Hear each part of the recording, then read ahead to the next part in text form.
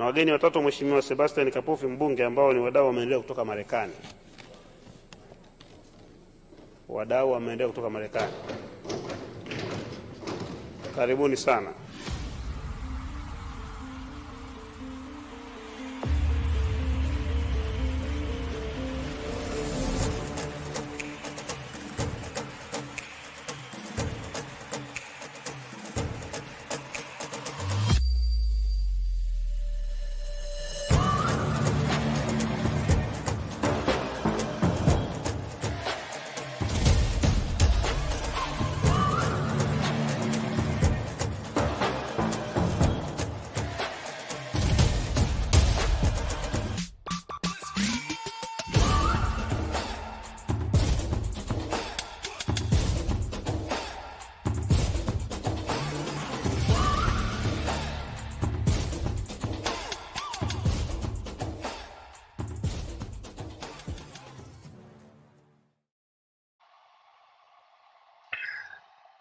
Shalom, Salama, Siemi, Shalom. Greetings to all my Israelite brothers and sisters from around the world.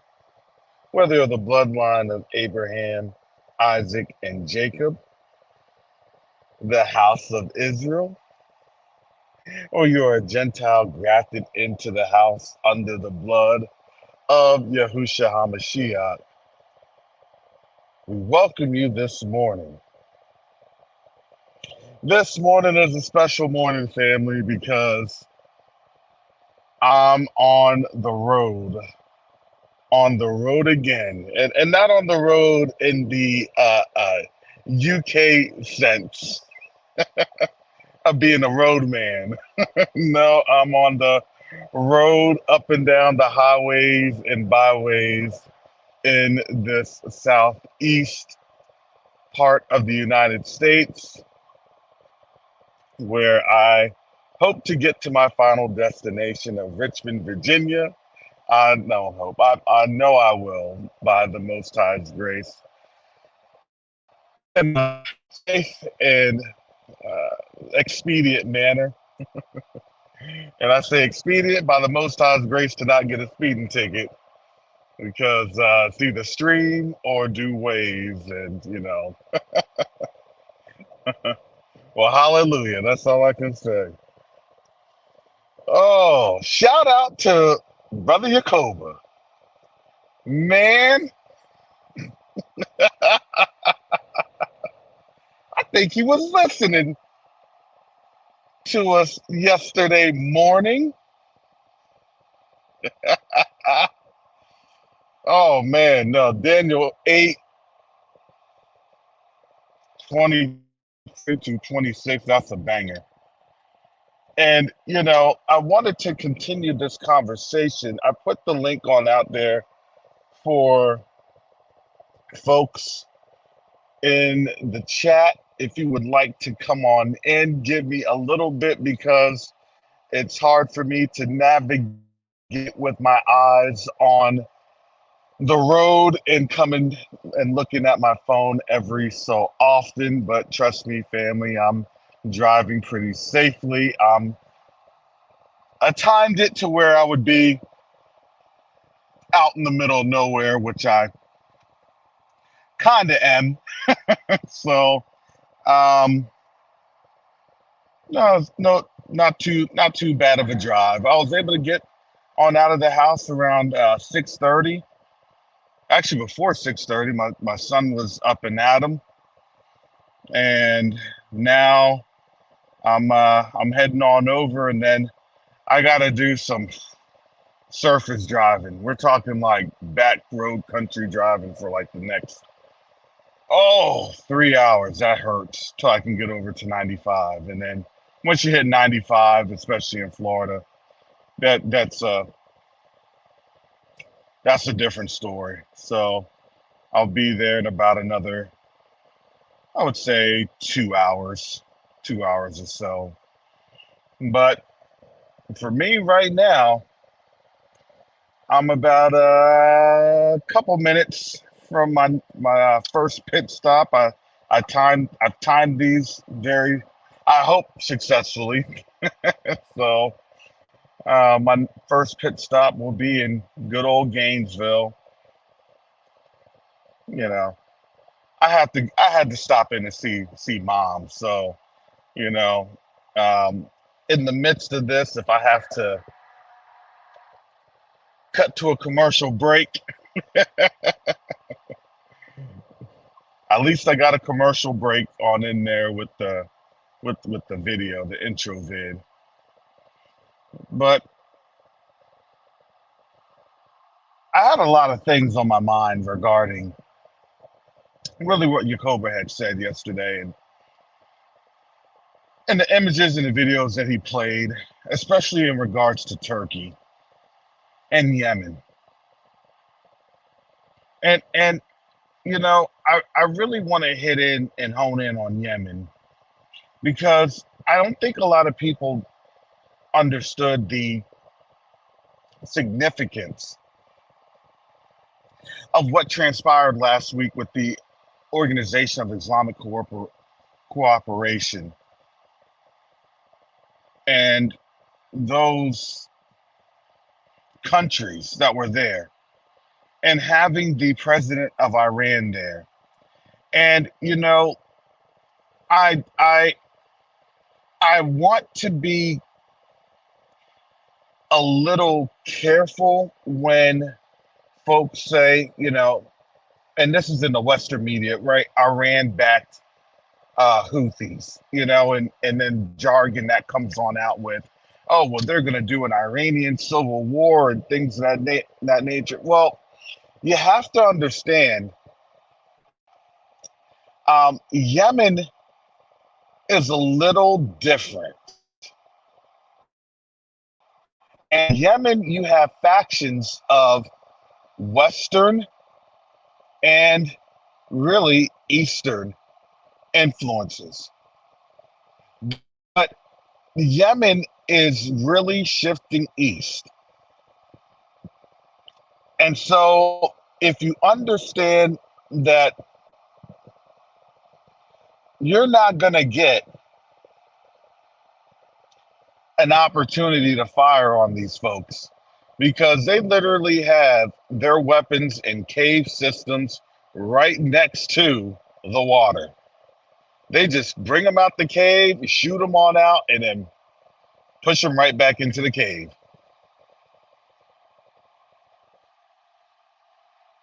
That's how that works. And you have to understand everywhere around that area, it works in the same format. So when the idea of, well, your money and wealth is not necessarily the influence that it once had, well, now this is a notion that this world is under.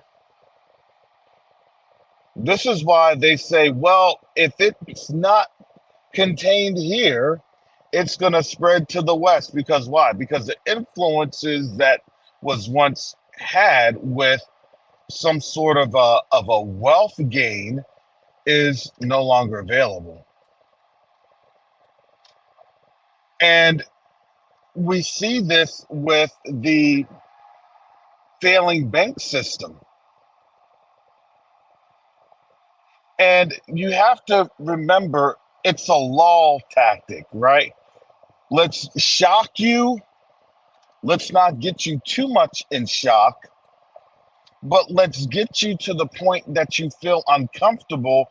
And then, you know, if you can take the uncomfortability, right? If you can take the discomfort, then your body can adjust so you don't really feel the effects of the full boil. And this boil is happening.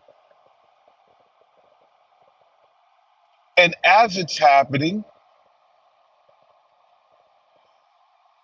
a lot of folks are losing their deposits. So when you only see maybe 1%, no big deal. 2%, it's not that bad, right? But day after day after day, that percentage begins to accumulate. And so then on that 90th day, aggregately, you're now looking at around 20 to 30% of people not being able to have access to their funds, or their funds are frozen, or there's some sort of banking irregularities. I had to go in because there was a business account that was established with one of the banks, and then one of the nonprofits that's getting ready to be an NGO. And when I went in yesterday, for some odd reason, they said, well, the business debit card had gotten returned because it couldn't be delivered. Well, I had to laugh because I'm thinking, well, is that the tactic now that, these banks and the postal service are they in cahoots to, not deliver, the business debit cards or physical instruments to, discourage payments? And, as much as that was really running through my head, I mean, obviously I had no scholarly or scientific data to support it, but it was still something to consider in terms of the dynamics that we're running into when it comes to cash flow, because the cash flow crunch is here. And it was hard to speculate and theorize and all this other stuff, because why? Because when you know that your system is collapsing, well, you don't want to really advertise it. You're going to provide, the details that whoever thinks that this thing is collapsing, well, they're crazy. They have no idea. They're, um, uh, uh, fear mongers, conspiracy theorists, all the good stuff. And then having an understanding of what FDIC does, and that you won't get back that amount of money that you may have lost. If your bank collapses, you only get back pennies on the dollar. And it can take a while for those deposits to even see some semblance of the amount that you had in there. Then yeah, things are taken into a different perspective.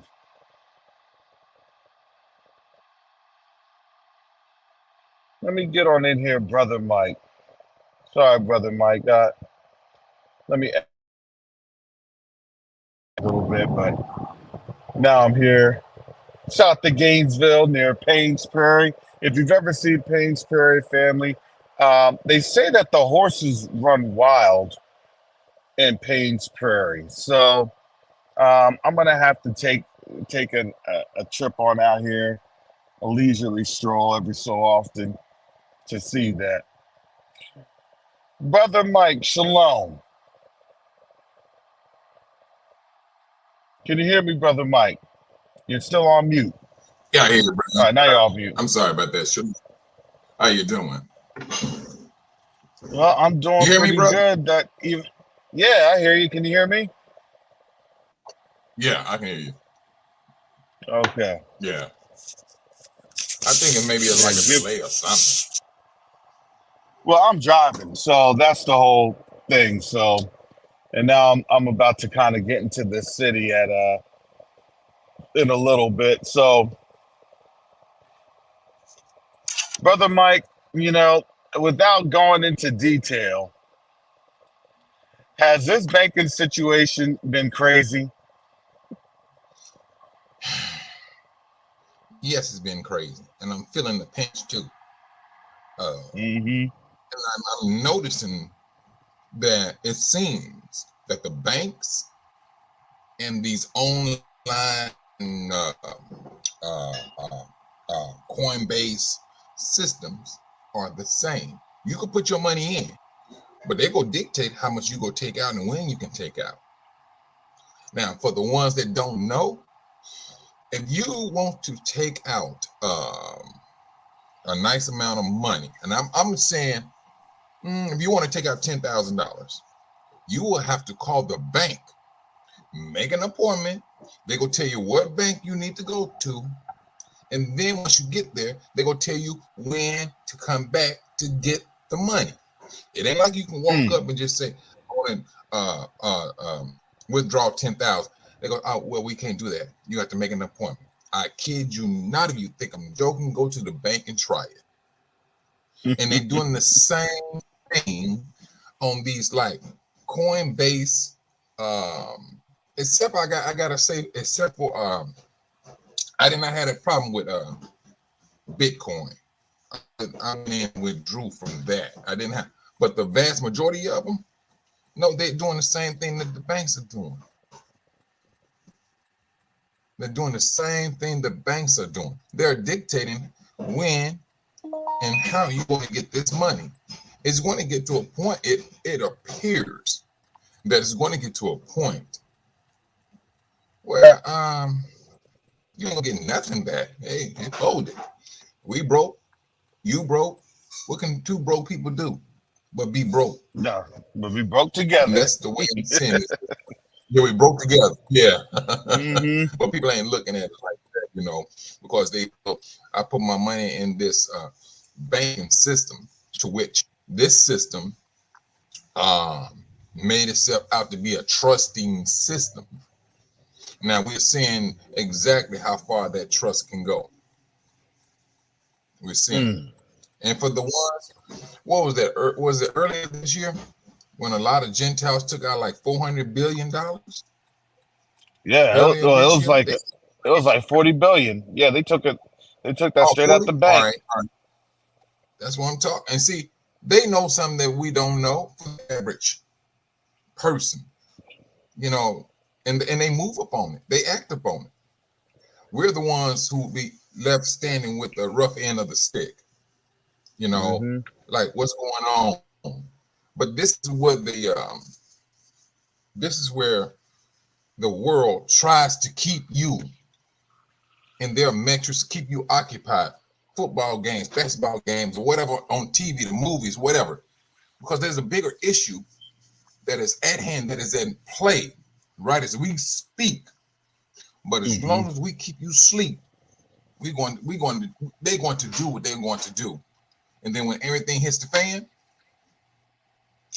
that's when the masses of people are thoroughly confused. Yeah. And discombobulated. Yeah, absolutely. And it's just something else, bro. And just to hear what your Colby said yesterday, I'm glad he said it, because now out of two hours, we was talking about that earlier yesterday, and he come back and said the same, not the same thing, but he went further. Two witnesses, and now we're seeing you may have the rise, the awakening of Israel. Hashatan is telling his minions, "Hey, it's time for y'all to get put your boots on. We about to go to war." He called himself a god. I got my minions. You all are flesh. Go in there and fight these people over here that are chosen of the Most High. And now these little demonic occults. And when the video that Jacoba showed, It was not surprising, but it was surprising. The lady that said that that's what they do, worship the devil and all that, and so, but she made it known we are not a religion. Now let's go back to Albert Pike. What did Albert Pike say? And in the last sentence, he said, "Boom, they're going to destroy." They making it known that they are not a religion.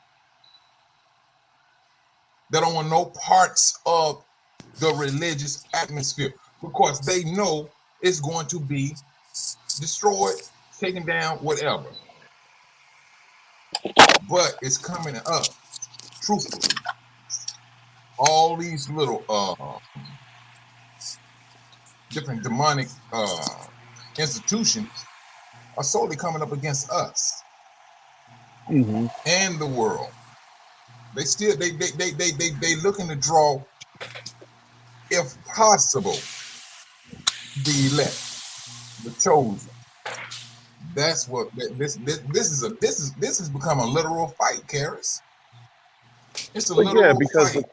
the time that they have is really starting to wane down, and whatever system of control that they can utilize, well, of course they're going to utilize.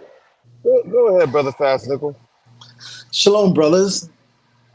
Shalom. So three things. One is, Brother Mike, the banks have been doing for the last 5 or 10 years. If you want to take out 5,000 or more, you have to call in because they don't carry that much money in their individual banks anymore. So that's been the case for at least 5 to 10 years with that scenario. Regarding Coinbase, as an example, anybody can move up to $5,000 a day through Coinbase. But if you want to do more, you have to do what's called KYC, which means know your customer. So all of these exchanges now, they make you do KYC because they want to make sure people pay their income taxes. Two things that I saw. One thing I saw yesterday, I don't remember the name of it. I should have wrote it down. But it now what the BRICS systems have done is they put something in place so that all the members, they don't have to use the dollar. They can use their own currencies to trade within each other until they get their own formal currency in place. I forgot what they called that system, but I heard that yesterday. And then the other thing I heard was, I think it's in Indiana. Don't quote me on that, but another bank, they had another bank failure that they're not talking about.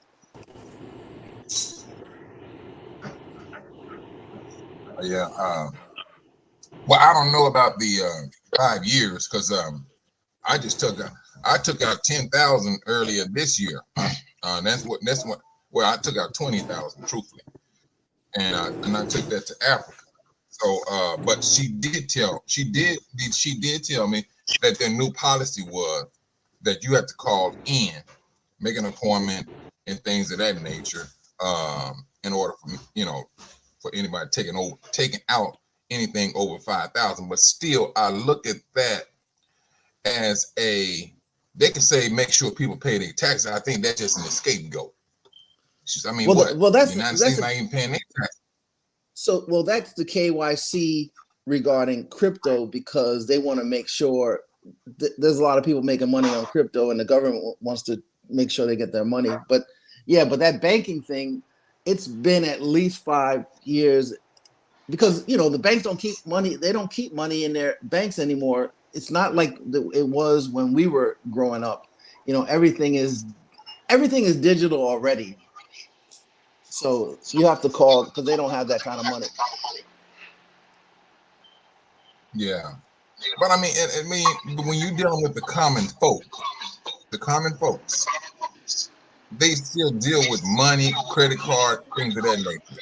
But I'm just looking at it that the United States is what trillions of dollars in debt, and they haven't paid their bill. So could it be said that they on the verge of bankruptcy? Well, I think that they've already been bankrupt. It's just that, remember, Bankruptcy is all bankruptcy does is just it's a liquidation of assets. So now think about your assets now that's all being liquidated in this time because, look, who are they going to liquidate first? Well, to be honest, they're not going to liquidate the government. They're going to liquidate the people. What did you say? The people? Yeah, and I mean the people in terms of assets. I mean, I think they already did an actual physical liquidation of the people and back in 2020, 2021. Yeah. To liquidate some Yeah. assets to free up some, because you get what I'm telling you, because you got to remember what actually ends up happening is you had an older generation, and that older generation was all about, well, I gotta hold on to as much money as I can. I gotta hold on to my nickels and dimes. Well, that's great in terms of fiscal awareness, fiscal understanding, right? However, in terms of being able to have liquidity and cash flow, no, that's terrible. That's absolutely terrible. That's something that you don't want to have because that actually sinks your economy even faster. Because when you're in a wartime economy, right, they want you to spend so you can continue to support economic efforts. Economic efforts then drive up costs to buy munitions and other war supplies. If you don't have that, then guess what? That economy will sink faster and faster, i.e. Ukraine. I mean, I'm in agreement with Sister Diana G. She says $5,000 to $10,000 is no money, and when she ain't lying, that's not no money. You can never spend that in one day, and for a bank to have on hands. But they giving us an excuse, like what she's saying. They're controlling folks' money and are using funds, your funds, to buy gold and silver, and then go leave. And then when the bank go belly up, they use your money to go buy themselves gold and silver. Am I missing something on this? It's not, No, I mean, that's just the way it works. Remember, the bank, if you pull out a dollar bill and read what that bill says, it's a tender, it's a note of debenture, which means it doesn't belong to you. Well, what the banks do is every night they take your money and they're using it with amongst each other. And unless you have money where you can tell a bank, hey, I don't want you to use my money for that purpose, there's nothing you can do about it. Like you said, they're using your money.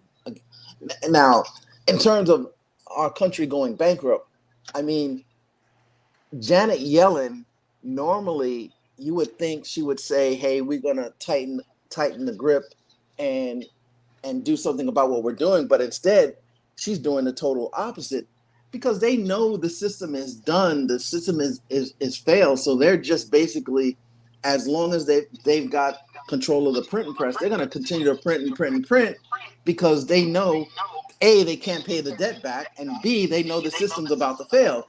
So But that's dangerous though. If you understand that how fiscal policy works, that's the biggest danger because you're then gonna slide off of the rails. And I'm telling you, if a 10,000 T shilling, if a 10,000 T shilling note is at parity with the dollar, then yeah, we done slid off the rails here in the United States big time. You're right. That's why I've been preaching that you want to have more than just dollars. You want to have some silver, you have some gold, you have some crypto, you want to have assets because, like you said, if you're just in dollars, at one point we can be seeing our dollars being worth like what Zimbabwe's dollars are worth. At least until they roll over into the new system, and then they're talking about a gold or asset-backed system. I mean, that's the talk. Until we see it, who knows if that's true or not. Unfortunately, you can't believe anything you hear anymore. You don't know what's truth. That's true. Because I mean, one moment they say this, one moment they say that. They just all over the place, and it's like a big bowl of confusion. Exactly. That's what it really boils down to being. And they know that the way they got the system set up, that it costs money to live and it costs money to die. No matter how you look at it, it's going to cost you. It's going to cost you. And I know people think about like, how do you figure?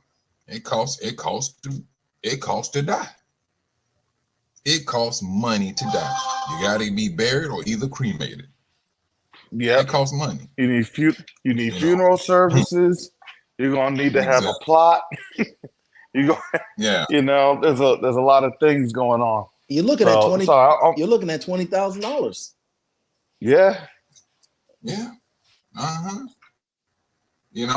But this is, and I'm so glad that I'm seeing more and more brothers and sisters on their platform.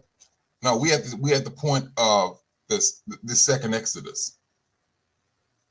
They really putting it out there hard. They going in hard on it, and I appreciate what some of these brothers and sisters are saying, and it seems like there's one thing in common with these brothers and sisters that's talking about this Exodus.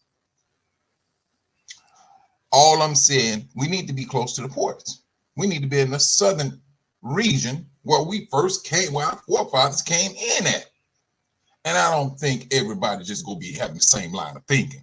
No, I'm not. I really believe this is Yah who's getting his people mindset.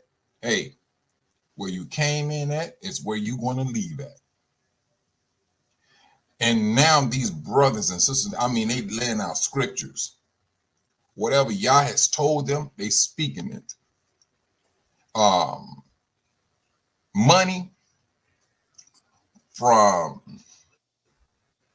Yahudim is not something we don't worship the money. We don't worship the money. We know the end result of money. And we're breaking away from a Babylonian way of teaching or understanding when it comes to the money. We know exactly what we're going to end up with at the end of the day. We know these things. There's no reason for us to be in a mad dash to get all the money we possibly can get. The brothers are seeing we're at the point of the second Exodus. Why be in a mad dash and you're already walking into it? You're walking into it. This is what God said was going to be given to you. So don't get me wrong. We got bills. We still got to continue to live. We do. And I say live within your means and continue to be real to this day. But to push ahead, I'm going to be filthy rich. I'm going, no. Y'all said this is what's going to happen. It's going to happen. It don't make sense stressing ourselves over that. And that's what I love about these brothers and sisters when they get on these channels and they start saying, hey, this second Exodus is at hand. Jacob would be saying the same thing. He just says it in a different way. He said, your Exodus is at hand. Says it every time he closes his show. The sisters, who was that sister? Maria? She did something like a couple of weeks ago. This other sister did something. This other group, they doing, and they pretty much saying the same thing. And this stuff right here, what we're going through, it can be stressing. It can be stressing. You got bills to pay. You got kids you gotta feed. Yeah, but one thing about Yah, he never leaves his people. And the scripture said, The scripture said, even though when he was upset at us, he said, I will not totally abandon my people Israel. That's what he said. That's what he said. He will not totally abandon his people Israel. And now since he turns his attention to Israel, now we're the focus. We're that apple of his eye now. And here we are, brothers and sisters, talking about scriptures, putting out scriptures. And don't get me wrong, you may have some out there that's everybody that claim to be a brother and sisters, it's not necessarily a brother and sister. So some of them are working for some of the people that are trying to shut down our line of thinking, our line of not thinking, our line of understanding. And that understanding comes from Yah. What is this? I never seen so many black people pour out scriptures with the excellent understanding of scriptures. If I would have seen this 10, 20 years ago, I'm like, no, that ain't correct. That ain't correct. But when Yah woke his people up, we all started having more understanding. He is not going to be made to be a liar. I'm serious. Correct me if I'm wrong. He will not be made to be a liar. When he said he's going to wake his people, he woke his people up. And then we started having understanding. We started having a relationship with our Father, our Creator. And that, truthfully, I had to start respecting black men more so. I forced myself to listen to black men when they start talking about the Bible. Because I had my mindset just like some of these Christians got their mindset. Oh, it got to be a white man that's going to be saying this or saying that, and he's telling the truth. God said, God sent me to teach you this.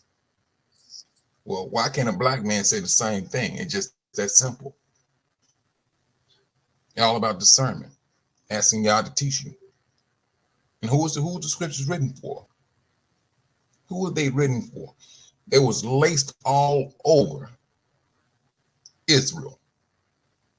That's who these scriptures are laced over. Everything that they teach about us in a negative way, Israel is done away with. All black people are from Ham seed. These are the things that these Christian churches made an aim to do. But when y'all woke us up, man, we kicked down doors. We're not Hamitic. These brothers start kicking down doors. That's what Yah allowed us to do. And there is no ifs, ands, and no buts about who we are. We don't go through the debates. Those days are done away with. Ain't nobody trying to entertain themselves with no debate about who we are. You got Gentiles out here saying, hey, these people are the people of the book. This is what they're saying. There's no reason for me to sit right here and lay up in the middle of the night trying to figure out who I am when y'all woke me up. That's crazy. Talk to me, Brother Carrot. Yeah, I'm back. Thanks. I had to stop and say hi to my mama real quick.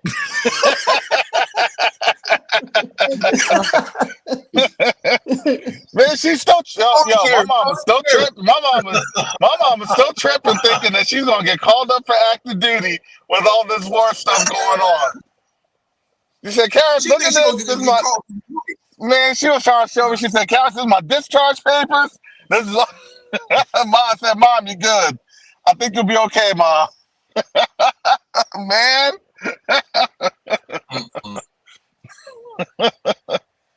Oh my goodness. But no, I was listening to the conversation, and look,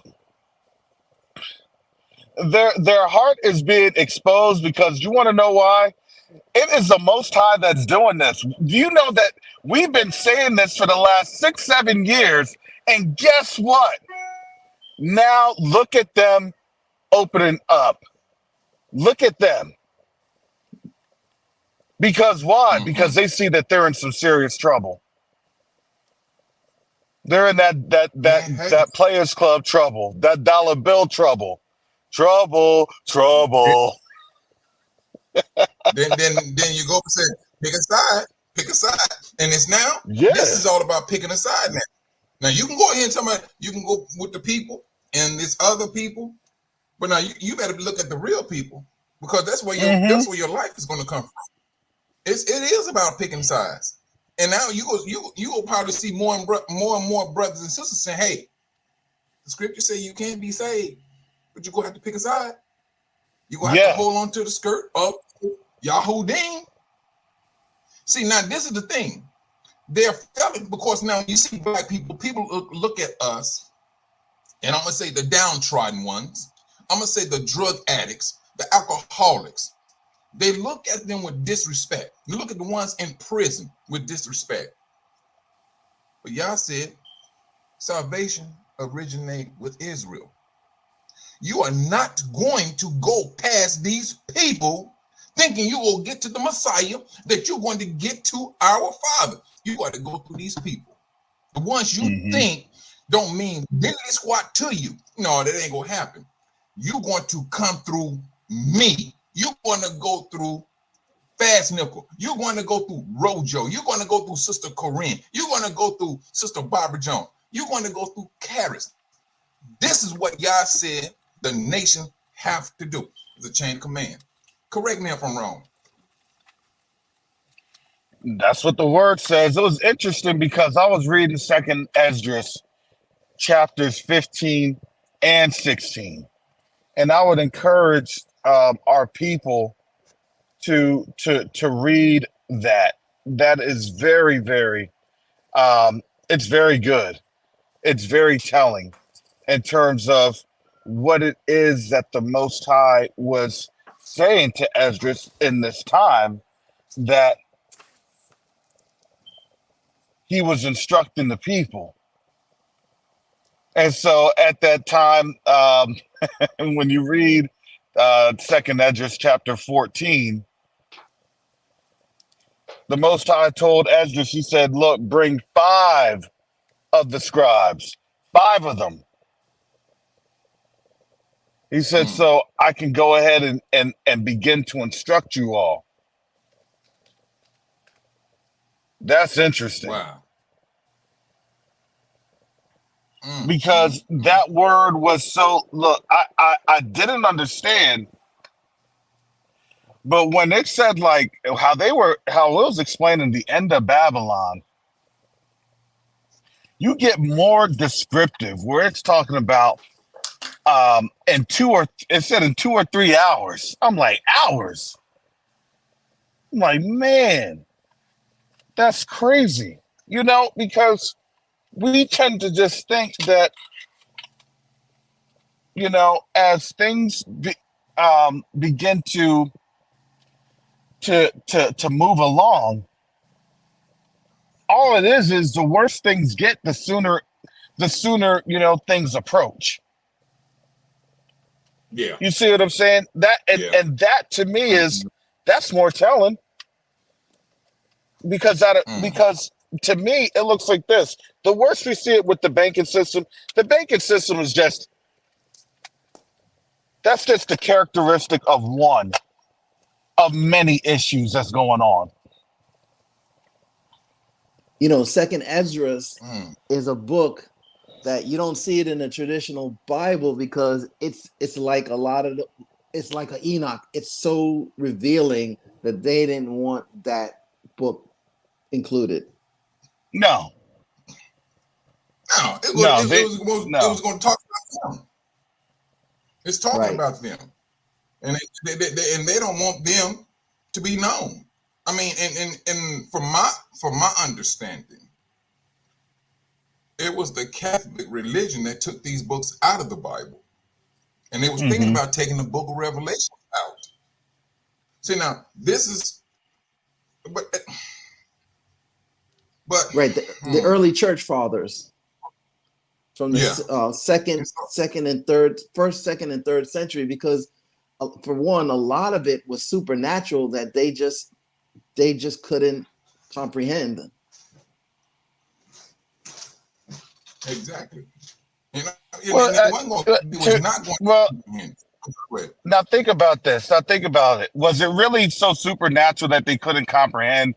Or could the argument have been that they knew who they were, so they really couldn't, put something in there that could give away the characteristics of who it was that would be going through what they'd be going through? And that's where when you read when you read Second Esdras 16, like you see the full dynamics of how these folks they're literally warring against us, but we have no idea what's going on. Even a majority of our people have no idea what's going on. Oh, they're warring against us. Oh, well, who knows? Oh, well, I guess it doesn't really affect me. And then they realize, no, it affects you. It affects you from what you put in your mouth to what you're watching in your eye gate, your ear gate, how you're speaking. These are all of the symptoms that you have as a destroyed people.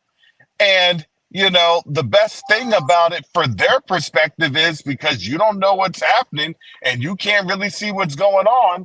Hey, that destruction is playing out in this best design. The printing press was the greatest. The printing press was the greatest invention created in the last 2,000 years because it allowed people to be able to read. And the second thing is the internet. If we just think about the last 20 years, but really even the last 10 years, when you think of how much information we have been able to accumulate via the internet that we didn't have access to before. Mm-hmm. Oh, yeah. Yeah. Yeah, but you understand, though, even with brother Asaph yesterday, right? He showed a book that showed the parliamentary report of the transatlantic slave trade and the specific Bantu tribes. Right. Bantu tribes that were being targeted. Don't think that the Bantu tribes weren't just targeted on the West Coast. They were also targeted on the East Coast. Yep. See, you have to understand, America's not going to tell on itself because it's going to be like, well, we'll defer to the English folks. We'll defer to, the Europeaners. It's real simple, right? I'll just lay their name to blame. Well, that's really not, that's being deceitful, disingenuous. But at the same time, the UK, the Netherlands, the Belgians, the French, they want to say, no, it's America. Look. And America's no, you all got the records, right? You all got those receipts. So, now it's confusion of faces that's on them because why? Because everybody was in on the fix against us. Everybody. Everyone was in on the fix. But when it comes to the destruction of mainstream religion, I think that's when everything's going to hit the fan. That's when all the information is going to come out. They say, wait a minute. They're going to have to look at it because the people that's claiming to be us, and now the world is going to see, wait a minute. You mean to tell me these people are not the people of the book and these so-called, who y'all call black people, these are the people? Mm-hmm. Can you imagine the world? We talking about globally. Because that's what's happening globally. Think about it. That's what's happening globally. And did you see what Musk had said in X? And I just want us to speak in code with that. We are not an Elon Musk here. No one has that authority. But if you understood what Musk said, well, let me tell you, that is very, very damning.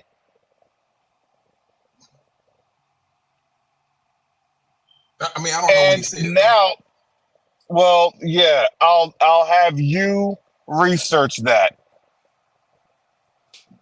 So please research that if you haven't heard what he said. But what he said was not very favorable to the Ashkenazim. It wasn't very favorable to the Ashkenazim. And all the while when they tried to hold their rally, which not a lot of folks had truly supported, and it wasn't a lot of pickup on it.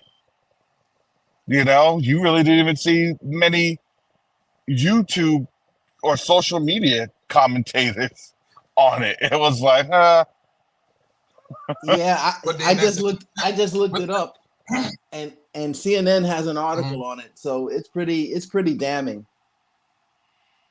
But at the same time, I'm looking at it like this. I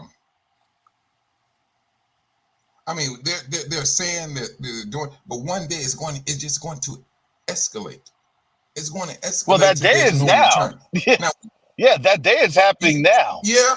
And when you read Second Esdras and Second Esdras 16, look, no matter what they try to do, it's all coming towards, this inevitable approach.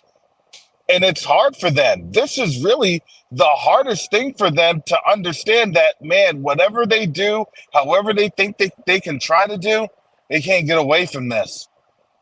They literally cannot get away from it. Well, Brother Mike and I yesterday, we had a long conversation, and at one time I thought the revelation of the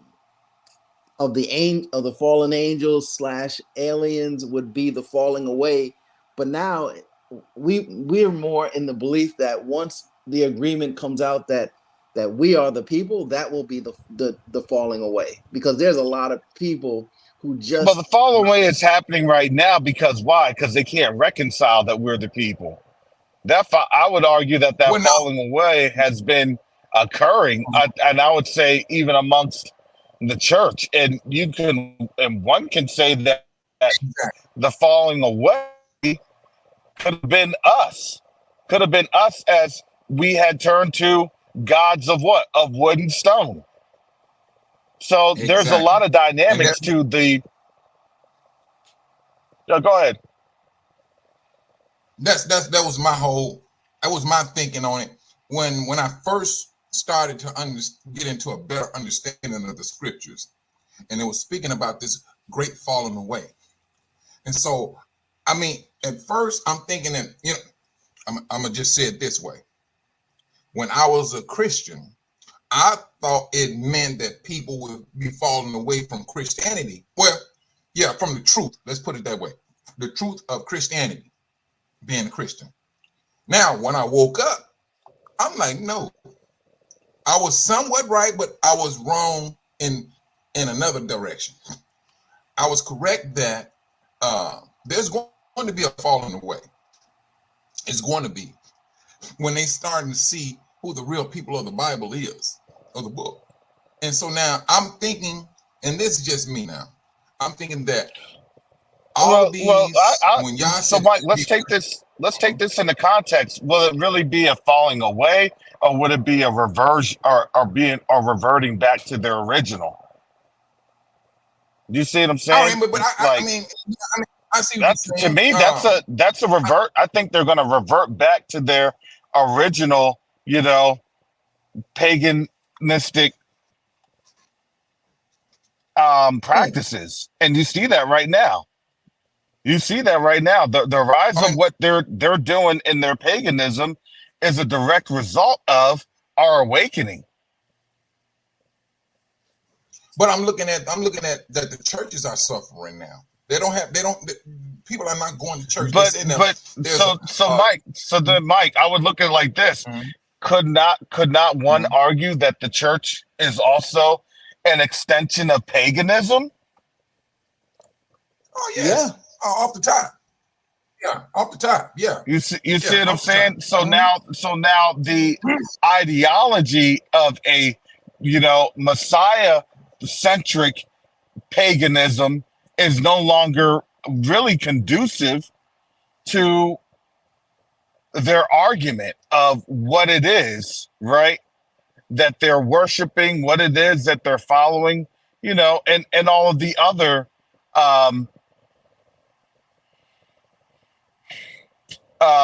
practices that they have employed for their use. That's what it is that they've employed for their use. But I'm looking at Yah's people. What the world has taught us, and Yah is a loving Elohim, and he clearly states that he has a desire that no one be destroyed, no one. And this is just me, and this is not scriptural.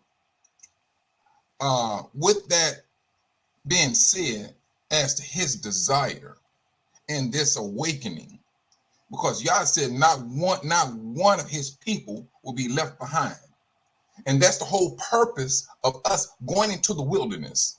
So now, it seems that Yah is going to put a choice in our hand. At this time, while we still here in Babylon, I'm thinking that with this falling away, that religion within itself is done away with.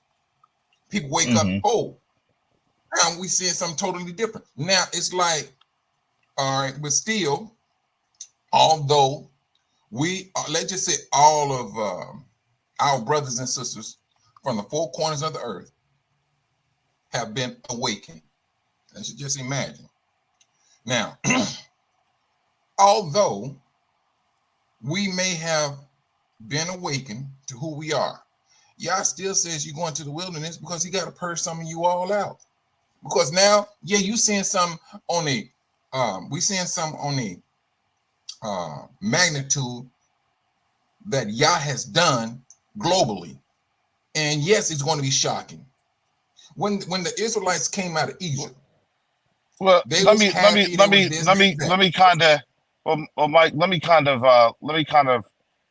rephrase this, because even as the scriptures say, when you look at Jeremiah chapters 50 and 51,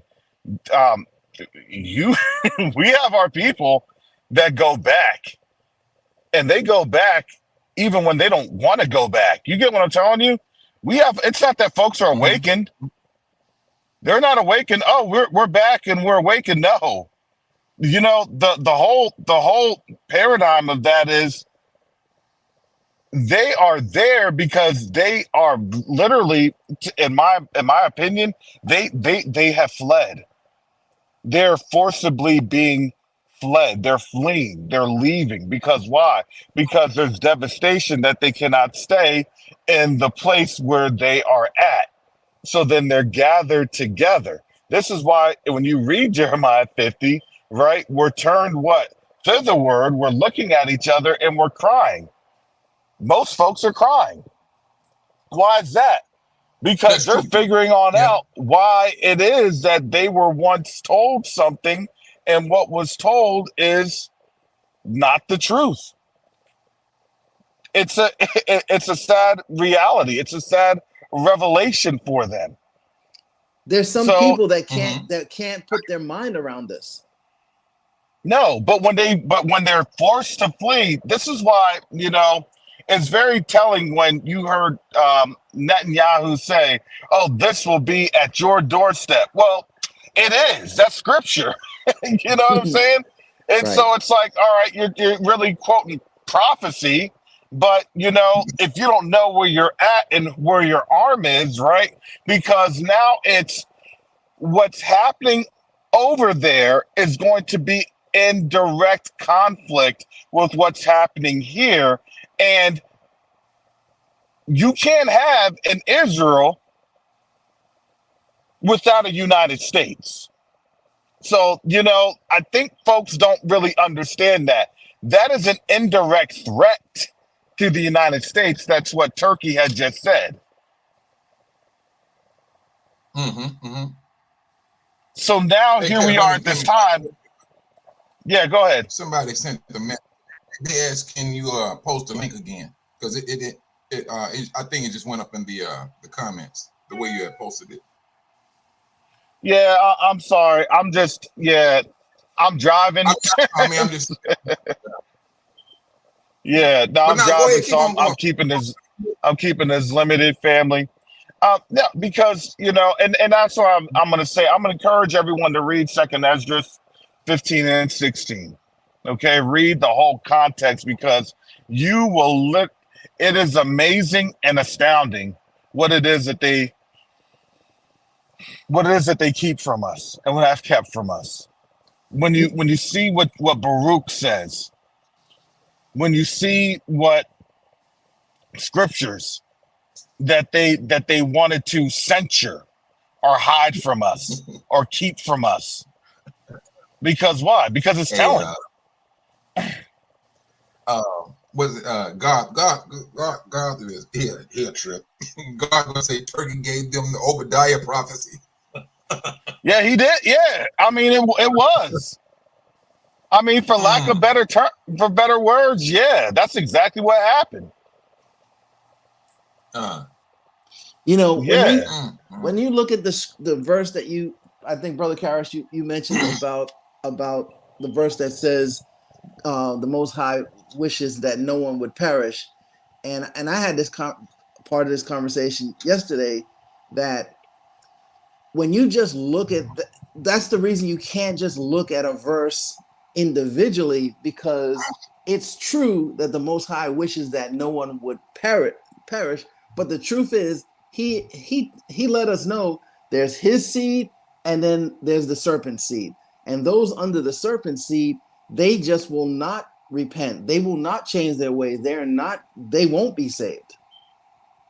So and I'm not going to speak in the absolutes of they will not, because why? Because there's going to be strangers amongst us, right? So there's going to be some that do repent, but not all of them. Correct. Right? Not all of them. That is correct. And that's what we're gonna start seeing, because now you're gonna have to understand when they're speaking out. Remember, us speaking out is no big deal. Who cares? All right, whatever. You can't do anything to us anyway. When they speak out, that's a bigger deal, because why? Because when white folks get mad and angry, they start shooting. Yep. When we speak Let's out, just be honest. It's just jokes and games to them. Yeah, exactly. Because there's not a dire consequence when we're lied to. When they're lied to, it's a dire consequence. Exactly. And I'm not trying to say that, coyish or, jokingly. It's just the truth. No, that's a That sad is reality. The truth. That's a sad reality. So, so the more of them that understand this reality, it is the danger. No, we're not the danger. The danger is we're speaking up. And as we're speaking up and having an understanding of who we are now influencing that stranger or Gentile population that had once been lied to. And now they're asking the questions of, well, if we're being lied to, then what is really the truth? See, that's the whole problem that they have. That's the whole problem that these Amorites have. That's the whole problem that these Assyrians have. That's the whole problem that these Amalekites have. Not our problem. Hey, brother Asap, he said, tell him Uncle Asap say he will come on this Shabbat. That's What did he say? Yeah, sorry, I'm still driving. He said, Brother Asif said, tell him Uncle Asif says that he will come on this Shabbat. Brother Asa will be on the Shabbat? I don't know, okay. man. Yeah, that's going to be a little hard for me to do. I told you I'm going to be on out of town. I would have, because this is some fresh stuff. Like, this is really meaty stuff. You know what I'm saying? Like, nothing's slowing down. Even when we think something's slowing down, no, nothing's slowing down. It's just that they don't want you to know what's happening. You know, listen, they don't want you to know what's been going on. Yep. You know, but you have to forgive me, family. I may be losing my signal because I'm now out in the country here. So getting through Gainesville is pretty rough. The thing I'm looking at is that we talked about this yesterday. Of this eclipse and how it's going to cross over the United States and things. And I went over there and I've been looking into this a little bit further and all that. And it is kind of, I ain't gonna say it's concerning. It is interesting. It is very interesting. How, what was the first one? The first eclipse was what? 2017. August 2017. Yes. And now you have the one that's going to be like April 8th. April 8th. Monday, April 8th. Yeah. And when is the Shabbat? I mean, when is the Passover? The 21st, I believe, of April. Well, technically it is on the, technically, I believe it is that same time. Huh? It is? I mean, I don't know. Yeah. I got to look it up. Yeah, but, so some folks will celebrate it. The biblical Passover is literally celebrated at that new moon, April 8th. That's what I thought. Mm-hmm. Man, maybe technically, maybe that's when that Passover begins. I mean, I think it's a conversation that people don't, because I don't, and you know how people, you know, they start, you know, oh, he throwing this a conspiracy, but I'm saying it's very interesting that you have some brothers that said, hey, the 400-year prophecy is not over with until what does it say? They say 2024. I said, okay, regardless. Okay, not a problem. But at the same time, you got to sit here and fall back and say, all of this started happening after 2019. You had a president that signed off on African Americans being here in America for 400 years. Mm-hmm. You got to get some figures to that. And then this is the thing, and some of us believe that Yah cannot maneuver his time on man's time. You see, now if we are not on the what calendar? Gregorian. Yes, if we're not on that calendar, Yah's timeline still will not be interrupted. Mm-hmm. It will not. And that's how I look at it, you know. And that's, you know, some brothers, they out there, hey, no, it's 2024 and all of that. Okay, fine. But I am saying, did you see what Brother Asaph said? You see what Brother Asaph said? It said Palestinians have just filed a case with the ICC against Netanyahu for genocide. Now you have to understand, family, if that's being said, well, then you have to also bring in the United States, because it's been the United States has been fully supporting them. I'm just saying. Yeah. Giving them money. Dude. But But who gave them that authority? What who gave the United States the authority to give to them? And it all fall back on Christendom. This stuff is so, and then Christendom sits in the United Nations. This stuff is so, it's so messed up because now everything is being seen. And what were you saying? Without Israel, there's no United States. And if there's no United States, who else you think is not go? Well, they go be here because the scriptures clearly states, all right, they go be here. But this stuff is blowing up right before their very faces. Yes, it's blowing up. It's literally it's falling apart. When things start to fall apart, then confusion from their standpoint. You start making dumb mistakes. You make dumb decisions. We've been hearing this. When they get on there talking about what they're doing in these countries and things, and they be really. It was one brother. He had on his channel what these political people were saying what they was doing, and they called themselves misspeaking, and they had to go back and change that. But he said no, they telling the truth.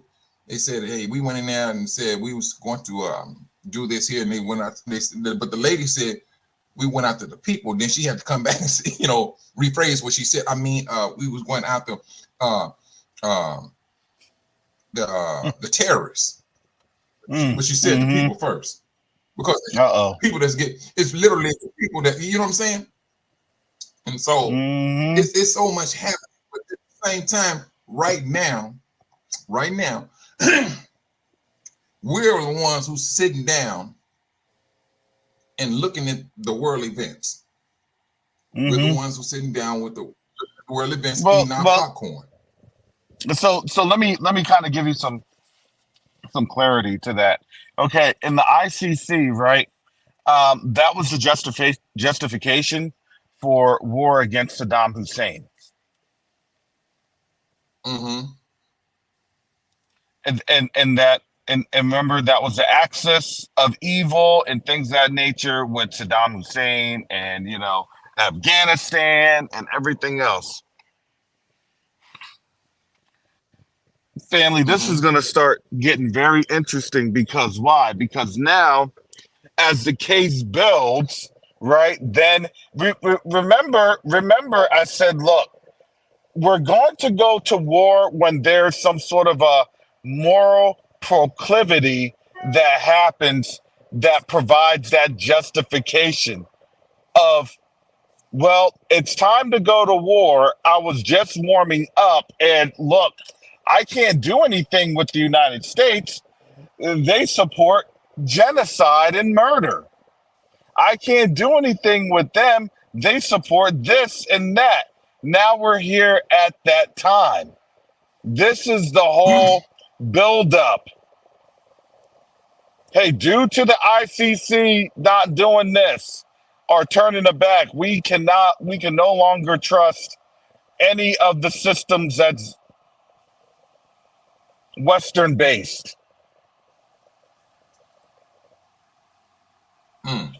This thing just got real, family.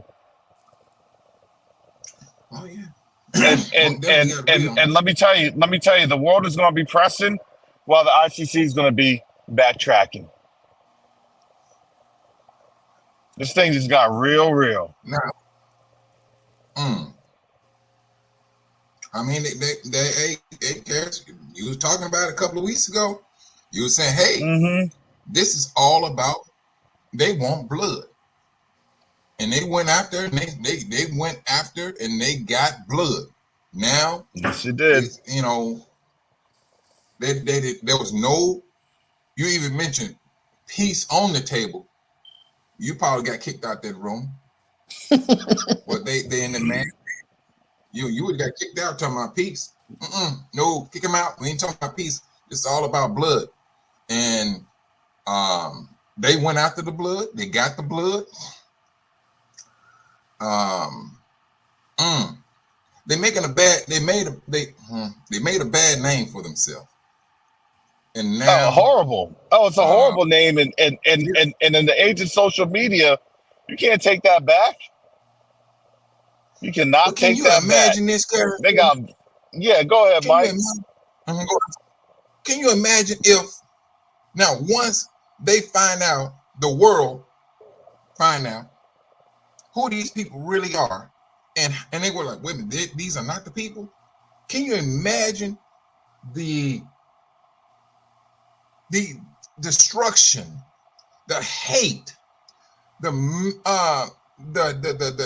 intense heat, the intense heated desire they will have for these people once they find out that they are not the people?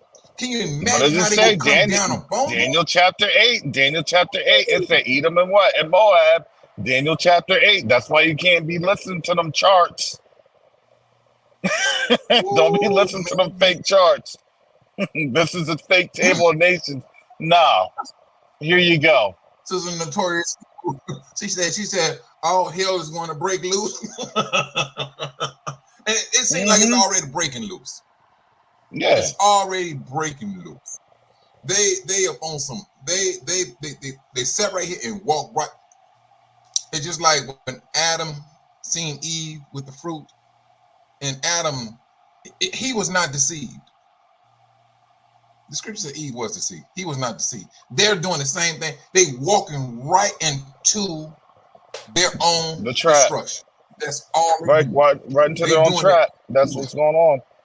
Right into it. Man, I tell you, it's something else, brother, to be witnessing this. It just blows my mind. It just blows my mind. But I seriously believe at the end of this year, I think it's going to turn up a great deal. At the end of December, beginning of January, I seriously believe it's going to be turned up a whole notch or two. You know, until it gets to the point, hey, these are the people. And I'm just trying to figure out who gonna be the first country to say, we are preparing these African descendants to go back home. I'm trying to figure out who gonna be the first country to initialize that, because I don't think it's gonna be United States. Could be out. But I think it's gonna come from to me. I think it's gonna come from an African country. It'll come from an African country first. I guarantee you. I can see that. I guarantee you. I can see that. My question is going to be, which African country is going to be bold enough? Will it be Mali, Niger, Burkina Faso, or could it be Russia? Right. Could it be Russia? Well, that's you see what I'm saying? Hey, we told you on this iconography. We knew what was coming. We knew what these people are going to do. We knew what our cousins were up to. He's supposed to say we knew what our cousins were capable of. We felt that oppression. You know what I'm saying? I think it's going to be Russia. They're going to be the first ones. Yeah. And then from Russia, it's going to be like some other countries, like, you know, like oh man, I'm stuck in traffic now. Boy, I tell you.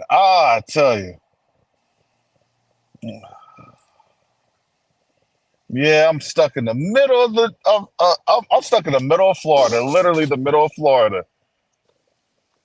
It's called Bradford County, the middle of Florida. And you know, around here, they actually had like it was a story. You can look at it. It was a story. It was called Hampton, Florida. Right on like a portion of 301. They used to give out so many tickets. They were making millions of dollars of tickets a year, because they would break down like a section where everything was 65. They'd be like, this part's 25, and then they catch people. And the mayor, it was like this thing was so janky. This thing, read up on this. This thing is so janky. It was like a family that was all like a nepotistic family in politics, and they were making millions of dollars. Everybody was getting cash over fist. The state of Florida actually came on in and shut them down. The state of Florida came in and shut everything down. Yeah, so Do they no something. longer have I wish a police department. I wish they'd come to Chicago and shut this stuff down. Man, I tell you, they got the man, please. They got me for $2,000. And I had to pay somebody else's ticket to just get the stuff off my truck. Man, it's crazy. No, man, I mean, this what's going on. I believe it's going to Russia will play a major part in it also.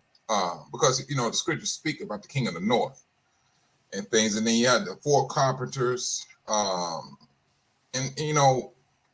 something is going to happen here that we're going to have to leave, because man, just listen to reading the scriptures, and the scriptures speak about this place will be uninhabitable.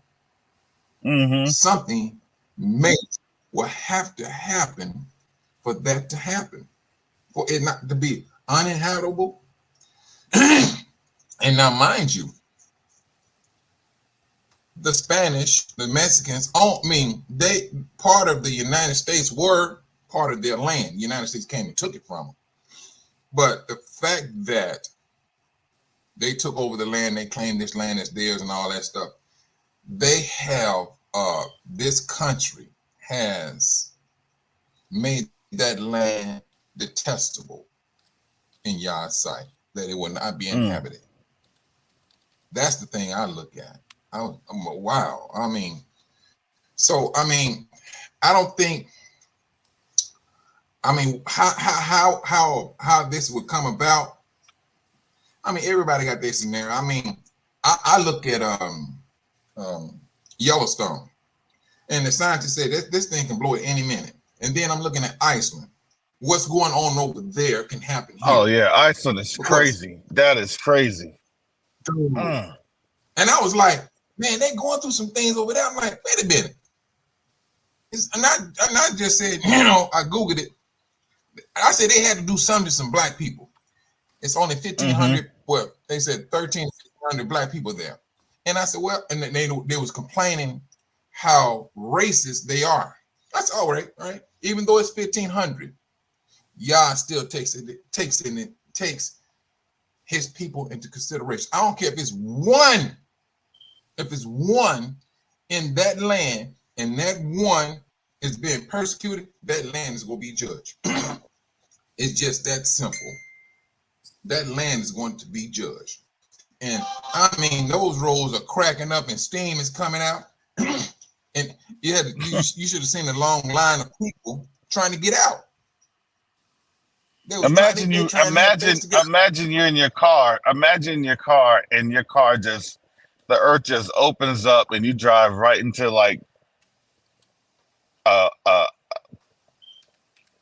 volcanic plasma. Yeah. Magma. Oh my goodness. And they were showing these big old clefts in the street. I'm like, and the steam coming out. Man, and I'm like, you in your car? I'll be at an airplane. Fly me out. Yep. No, I'm not. But people don't want to sit up here and say, they want to sit up here and it's the what they call it, global warming. Everything they try to take from Yah. When he said, I'm going to judge these nations, he's judging. The only thing I haven't seen lately was this. Back in the early, after like 2019, 2020, United States was getting hit with this, they was getting hit with that, flooding and all that stuff. And I wouldn't, and it was major, but it's been kind of calm lately. Here in the United States, it's been calm. I see something is going to happen. When Yah said he's going to judge this nation, bruh, I think it's just a matter of us once we leave. Yah's he gonna lay his hand down on this nation. And he said the world will have to know that I love my people. And to see this type of destruction that will happen here, the world will have to know, oh, these are the people. These are the people that the Bible was talking about. But we lied about and taught about. That's what, they taught us, lies. These are the people. Woo, Lies man, and wearing things that there was no profit. Lies and wearing things that there was no profit. Jeremiah 16 and 19. Woo. And somebody else was talking about, who was that? Sister Patea was talking about how this eclipse is going to move on all the major fault lines. All the major fault lines. Mm-hmm. Man, don't you think that's kind of odd? Well, do you understand when Daniel 8:25, when it said, and it will be by no man's hand, that this destruction is going to come about by no man's hand? Come on now. Preach it. Preach it. Oh my goodness. It's telling you that right there. Wow. And yeah. Wow. We here. We are here. And we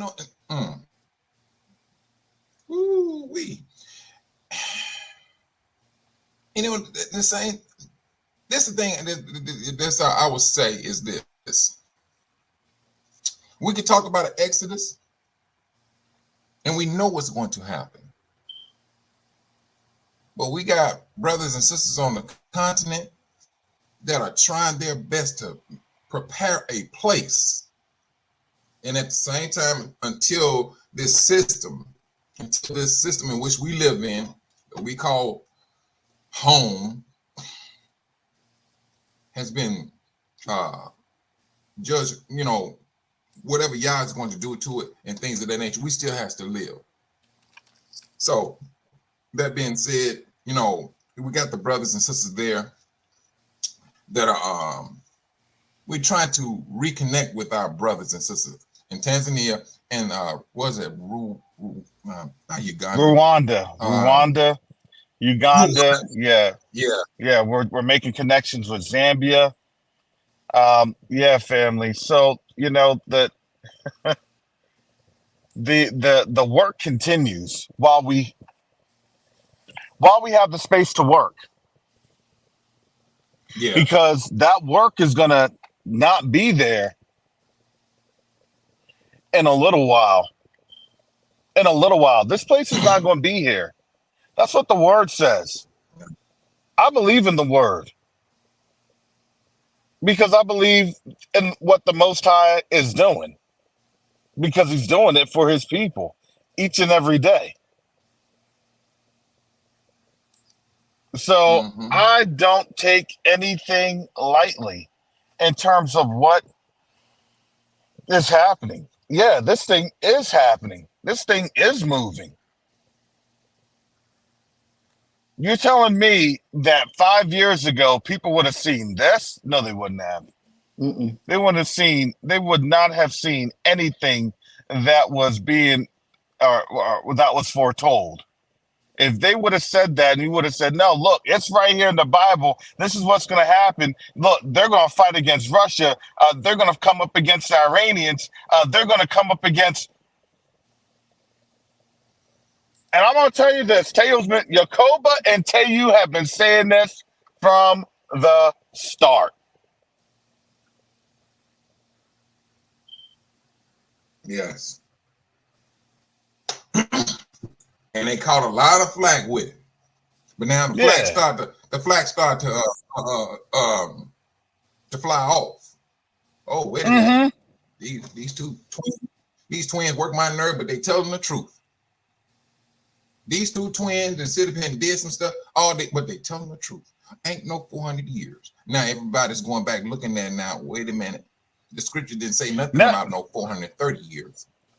now you got folks trying to buy Exodus cruise lines.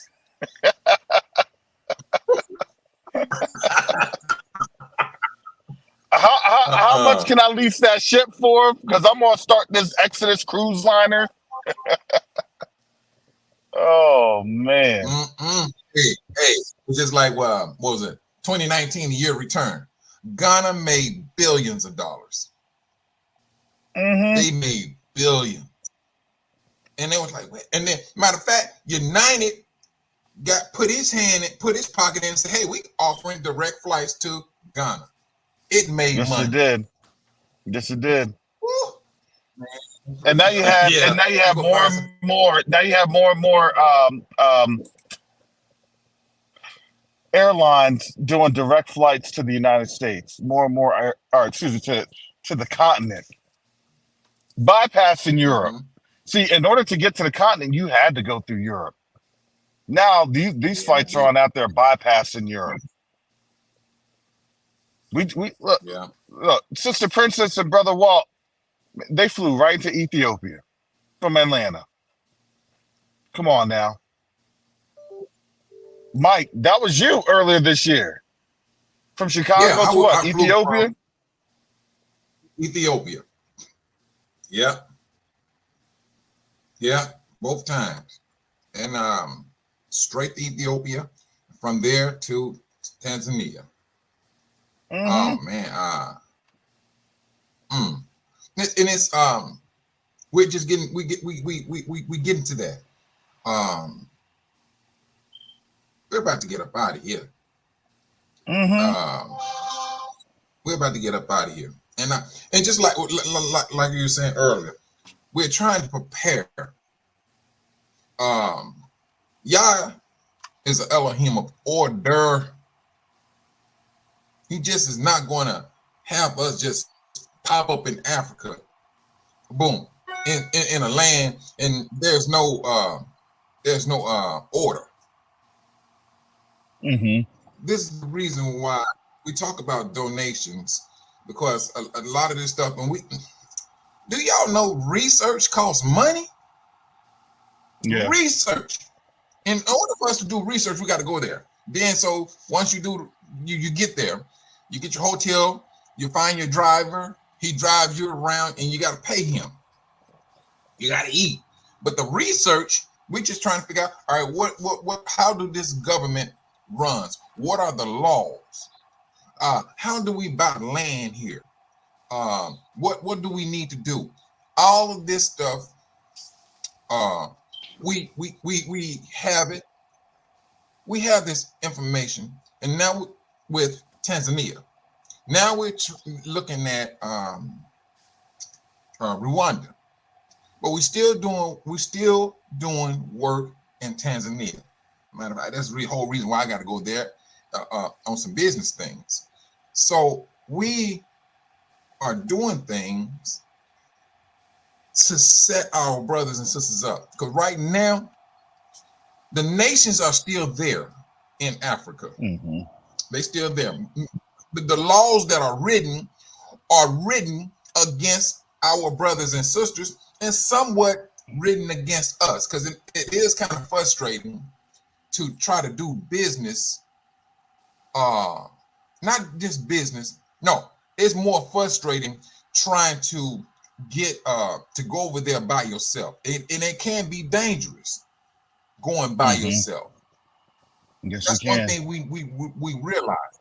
It can be very dangerous. And so, but when we went as a group, as a nation, to slavery, why do we think we need to go back? Because we got this mentality, I'm gonna do things on my own. I'm gonna do my own thing. And we had that mentality as Black people for years. When we go into business, I'm gonna start my own business all by myself. And I never forget, Karras had a show. He said, we're trying to learn a different line of thinking. We got to start trusting our brothers and sisters, because we didn't have no trust among one another. The first thing we would say, oh man, I can't, man, you know how black people are. First thing come out of our mouth when it comes to business. No, we always go to somebody else. And it usually be somebody else, somebody that is not of your color. But but when you start waking up, you have to start waking up, trusting your brother now. And that brother just may turn around and do you wrong. We got to continue to press on. You see our brothers, hey, how you doing, brother? How you doing, sister? And keep everything cordial. That's what we have to do. We fight to do now. But you don't have that issue in Tanzania. No, we don't. No, and then a lot of stuff that they do according to old ways. And the old ways are based out of the scriptures. If you go into a village and you stay with a family, you eat at that family, I'm gonna tell you what's going to happen. You will get served by the sisters in that village. But every time you get served, they bow down to you. They bow down to you and hand you your food. And they bow, they bow before they stand back up. Mike, tell them about the ceremonial cleaning. The ceremonial cleaning, Mike, tell them about that. Of how you serve, how you wash your hands. How they have the bowl and they pour the water. Yeah. Yeah. All of them, I'm serious. Y'all may think I'm joking. I mean, because when we first seen that, it was not in the village. We was over Sister Rosemary's house. Yeah, that was still in Dar. That was still in Dar. Yeah. Right. And I'm like, they brought okay. And they take the bowl, pour the water on top of your hands and they hang it and dry your hands off and you eat. The same way it was done in biblical times. Same exact way. Still practice that. And man, it's like it was so mind blowing to me. Because like, man, no, they bring it to you. And all the sisters, remember 2 sisters, it was me, Karras, Quinn, Sebastian. It was 4 of us. So the sisters, they brought the food out. One sister made it an aim to make sure she served Karras. I'm like, okay. Yeah, she made an aim to make sure. Yeah, you got jokes, Mike. She made it. Yeah, I had to fix my own plate. I said, okay. Karras special. Mike didn't get that respect. That Mike didn't get that respect. Like she said,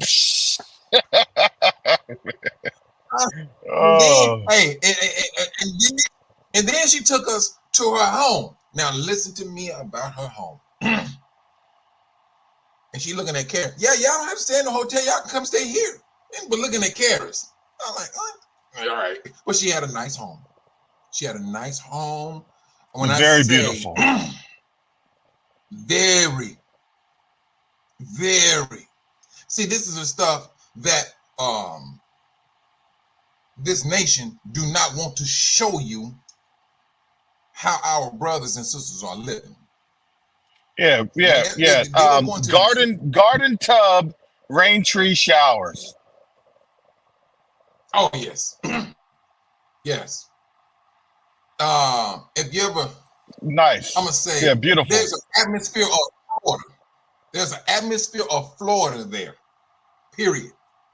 It is Florida. I'm not gonna lie to you. I'm driving through the countryside here and just a little north of Stark, Florida on 301. I'm in the country. And Tanzania looks just like this. Looks just like this. Mm. And they want us to believe, all of our brothers, and if they are living in the village, they're doing their best to live. They are. They have their restaurants in the village. They do. When I say, and it's made of sticks, some of them are made of sticks, but they out there cooking the food, and they having the local brothers and sisters, they come there to eat. And some of them just can't go there just to hang out.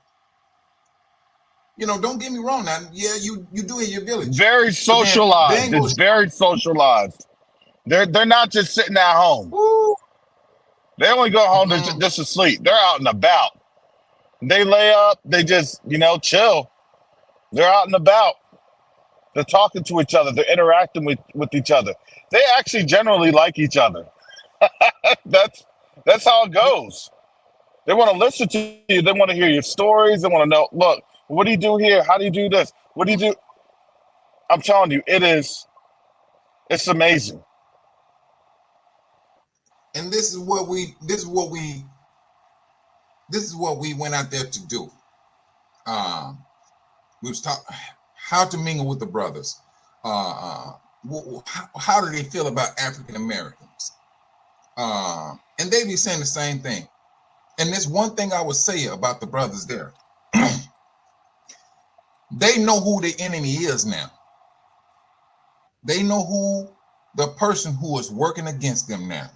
And now they said you walk up on a brother or sister there. They're like, African Americans, they need to come home.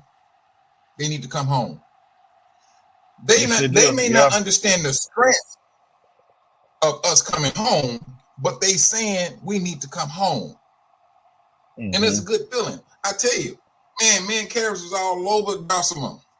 We went out there to see Sister Judy. Let me tell you something about that one. We would get lost every time.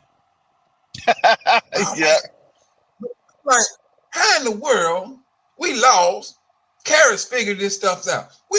I know for a fact we did not go in a particular way, and Carrots like, no, turn here, turn right here. And I'm like, I know we didn't come this. It was a back way that Carrots kind of figured it out. And we right round the corner from Sister Judy and Brother Dave's house. It's something, but I tell you, it is a beautiful thing to mingle with your brothers and sisters. Because the driver, he got out, walked there. He said, "Man, this is beautiful over here." Because the ocean was by the brothers and sisters' house. Brothers, I'm telling you. No, she could see the water.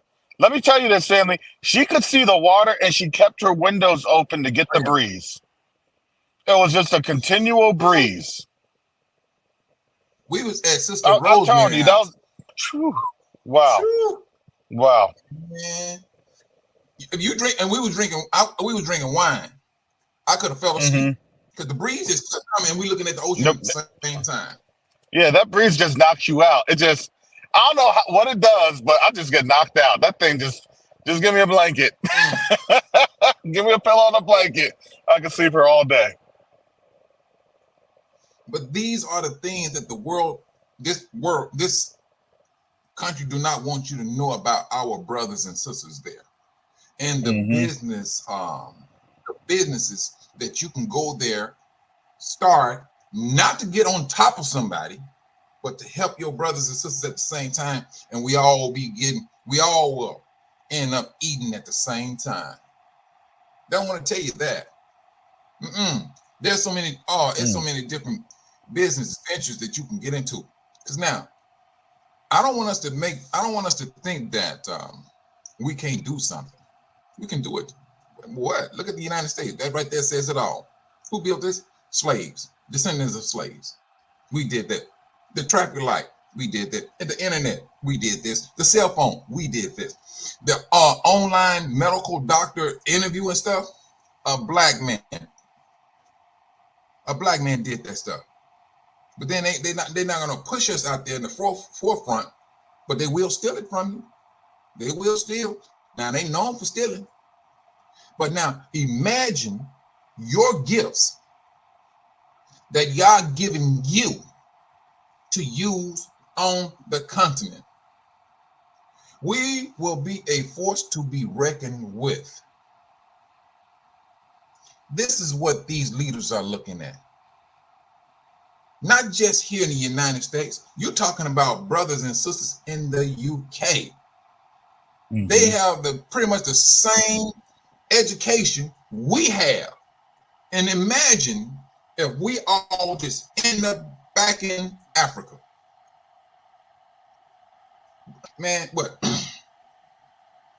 It'll be, I don't even think we can really understand the gravity, the strength we will have as a nation working together, building roads, going into the village, talking with different brothers and sisters that has a farm. And you go in and say, well, you know what? I want to buy all of your crop. You make that agreement with him. He's getting fed. You are getting fed. And you will turn back around and sell it in your markets. Or whatever we're going to do. Processing, food processing. It is so much that we can do there. It is unbelievable. But they don't want us to believe, oh, you can't do nothing in Africa. You just, you so-and-so this and so-and-so that. No, no. That's the whole purpose of why we went out there to do our research. Our research has shown. And now you have the United States and other countries are honing in on Tanzania. Yes. Yes, they are. What was that? He said that Karis, what did Sebastian say? It was supposed to be worth like so many billions of dollars supposed to be coming to Tanzania. I don't know, was it 35 billion? Around there. Yeah. So you have things shutting down here. That's where my business comes from. I did work for Walmart, go in there, put their systems together. All major stores, I had my hand in. Do you know a brother just called me yesterday and he said, man, Mike, I only did one job yesterday. He said, matter of fact, I only did one job this week. He does the same work I do. And he said, man, this is it's dark times for me, brother. This is one brother, and I talked to another brother, same thing. You know, it's hidden here. Y'all is making it uncomfortable for us. I take it as discipline. Hey, you don't want us here. All right, I'm ready to go. I ain't have to be broke. You give me a way out. I'm gone. Because I know that the longevity is in Africa. The longevity, the life of this planet, Africa, and the world knows it. They knows this. This is why we ask for donations so we can continue to move. We just don't want to come and give you just what's going on in Tanzania and have you to understand this is how the business and this is the way the government goes. No, we got to go to different countries. We got to go to Rwanda. We got to get a better understanding because everybody don't like what I like or what Karis like or what Brother Fast Nichols like. Different places are, some people might like to be here. No, I always wanted to move to Ghana. Boom, so be it. We got two brothers we deal with that live here, but right now they are in Ghana right now. They have information about Ghana. They was born and raised there, matter of fact. See, this is what we're doing in Question Unite Africa. We're trying to talk to brothers and sisters on the continent. We're trying to get an understanding. We're trying to get a relationship with our brothers and sisters. That's the whole purpose of y'all bringing his people back together. Although we speak different language, we may have a different culture. We're not trying to destroy nobody's culture. We're just trying to learn from it. That's all we're trying to do. That's all we are trying to do. Because eventually, Question Unite Africa will be all over Africa. It's going to be. This is what we're trying to do. We're trying to link up with our brothers and sisters because Yah said he's going to bring his people back together. Mm-hmm. And as long as Yah's hand is in this, we're going to be around. Without him, we are no good. We're dead. We driftwood, a piece of wood floating in the ocean. Without Yah, we are no good. And this is what he was trying to tell our forefathers. If you worship me, I'm going to give you everything. I'm going to give you everything. But our forefathers, hey, what do y'all say? A stiff-necked people. And I know majority of us can sit back and say, oh, yes, we are a stiff-necked people. We are. And this is the reason why we got to go through the wilderness. And I think it's there's still love and kindness on Yah's part, because he don't have to take us through the wilderness. He can outright just say, look, I know what you're about. Now, it don't make sense wasting time, but he's given us an opportunity. He's given us an opportunity to change our ways, to change our line of thinking. And that wilderness is just not for Judah. That's for all of Israel. That's all of Israel that's going to go through that wilderness. Now, I know a lot of you thinking it was just Judah that's going, no. All of us will be going through that. And some that was born on the continent is going to be judged or go through a disciplinary course in the wilderness. And it all depends on your line of thinking, what you want to do. Because Yah says he's going to put his laws in our hearts.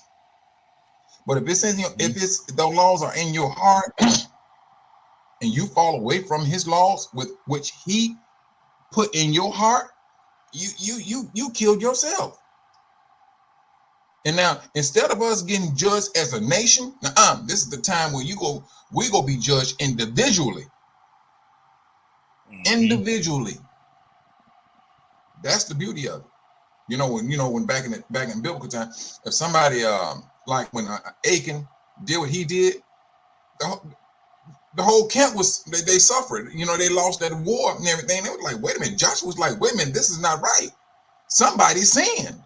The first thing somebody did something they ain't had no business doing, and it was Achan. Went out there and took the gold and buried it when he's supposed to. I think he's supposed to have left it there. I'm not for sure. I forgot. But anyway, he sinned against Yah, and they called him out on it. Hey man, people died. Confess your sin. Shoot, they stoned him and killed him. And so the same thing.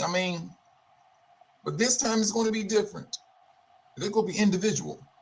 It's going to be individual judging, because now we're going to have Yah's laws in our hearts. And some brothers say that it was impossible for us to keep the laws. I disagree with that, because John the Baptist, the scriptures clearly states that his parents kept to the law. So and some, especially Christendom, they said no, those laws were impossible to be obeyed. I'm like, no, if y'all put it out there, it could be done. It could be done. He would not put us up under some type of hardship that we cannot handle. No, but here it's going to be it's a beautiful thing to see what's happening, and it's going to be a whole lot more beautiful thing to see all of us leaving as a great multitude when the world will see us, the people that they hated so much, leaving our land of captivity. That right there, I would not be surprised if it's all on the news. And I believe it may just be on the news. Man, can you imagine that? It's gonna be worldwide. It's gonna be worldwide. People gonna see this. Man, that'll be that right there. Whew. Man, I know some brothers and sisters said we go leave on ships. I even had, thinking, we were on ships and things. By any means possible. If it's by flight, so be it. You know, Mm-hmm. It's going to be a beautiful thing.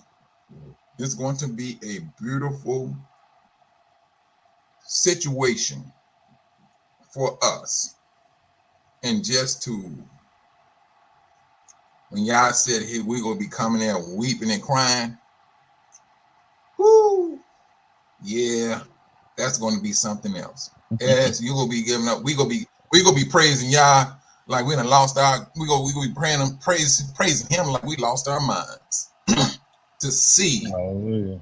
his hand. You know, I'm sorry. Go ahead, bro. The Bible says that we're going to leave in ships. So everybody always thinks it's going to be a ship on water. But the truth is, a plane is considered an airship. So they didn't have airplanes then, so they call it airplanes. So to think that it's only going to be ships on water, I don't think so. It could be airplanes because, like I said, they're considered airships. Mm-hmm.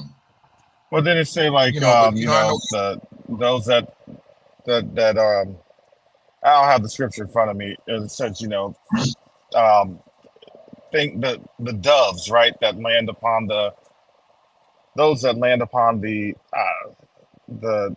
ground as doves, or I'll have the scripture. I don't have it in front of me because I'm trying to drive, but there's a scripture on out there. Taya and Yacoba would always bring that out. They brought that out in their second Exodus teaching 5-6 years ago. There's gonna be it's gonna be all matters of conveyance, right? Because here's the thing: you can't drive to the wilderness. You know what I'm saying? Right. There is no ground path at all. So yeah, so let's those windows. So So listen, family. This has been quite something. I have done this while driving. Even was stuck in traffic for about 15-20 minutes.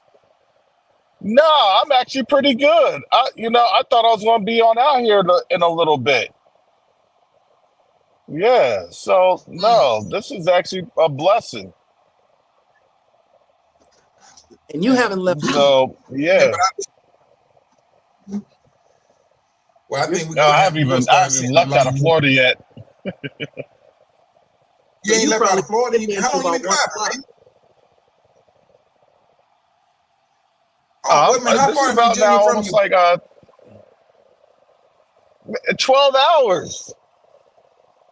Whoa, that's man! What I'm gonna be on this thing all day. So, family, please support your brother Karis at Covenant Awakenings with the Cash App, so I can have me some gas to get to the VA. Yeah, man, this thing is.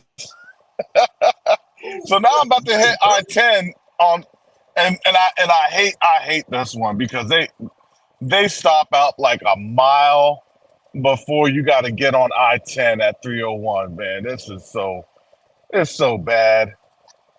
Because technically I'm in Jacksonville.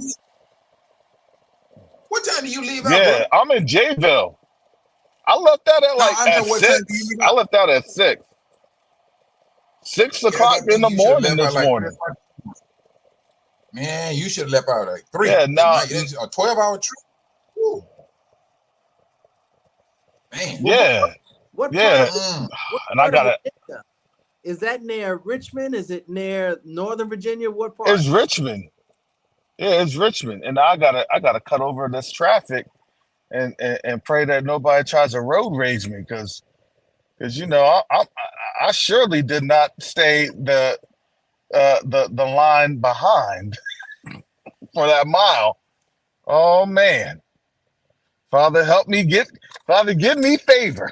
I'm trying to understand what Brother Asap keeps saying. He said, I think Karis will be on this Shabbat. He said,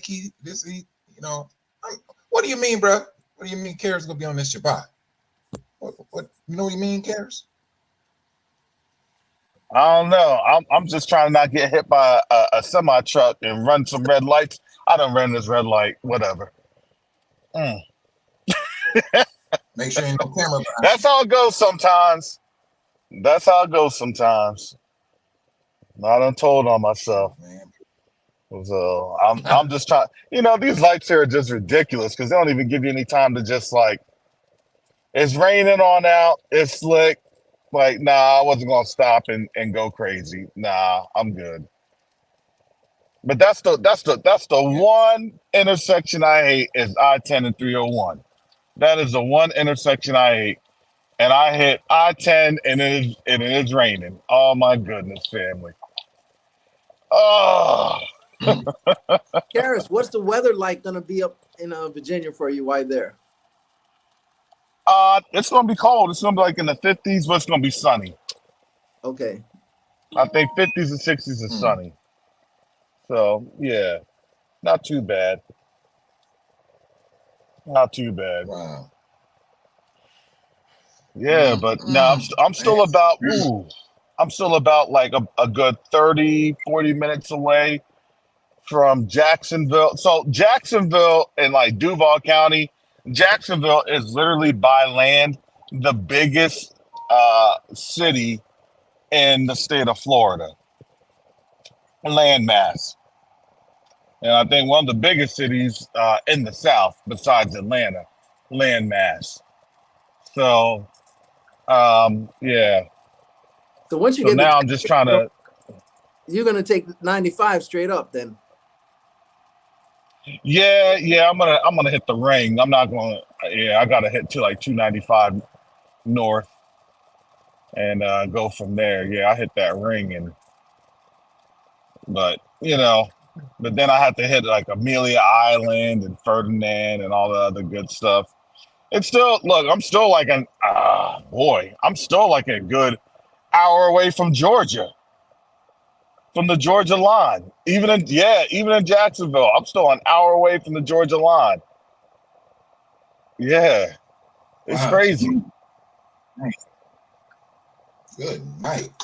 But Man, but the 12-hour worst trip, I'm part driving. of it is, yeah, I mean it ain't as bad as driving from Dar es Salaam to Dodoma. You know? Man. Oh, boy. Oh man, Mike you know that whole conversation. still has bad memories of that trip. Mike still has bad memories of that trip. Oh, They kept saying I'm like, nah, it could be 4 hours. never again. Mm. Yeah, No, that was the biggest lie. Man, times that by 2. He said 4 hours times 2, maybe times 3. You know, I'm like, Like, man, and me and Karis, we walked out. We left like it was like 4 or 5 o'clock that morning. Me, Karis, Quinn, and Sebastian, and we he's saying we're going to the Parliament. What do you think I'm gonna do? So Karis put his suit on. I put my suit on, my dress shoes.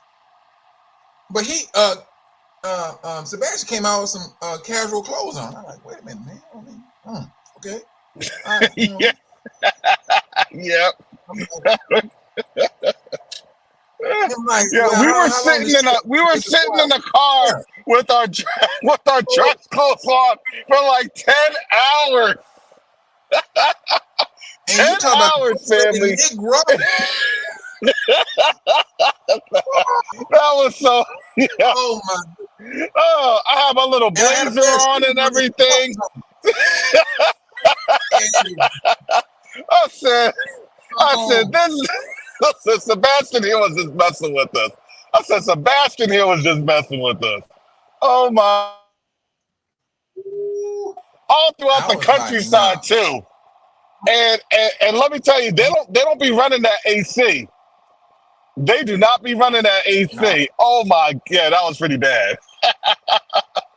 Oh man. Now the AC is luxury. That AC is luxury. Yeah, but I tell you, I mean, although I mean, what made up for the trip though, I'm gonna tell you the honest truth. um,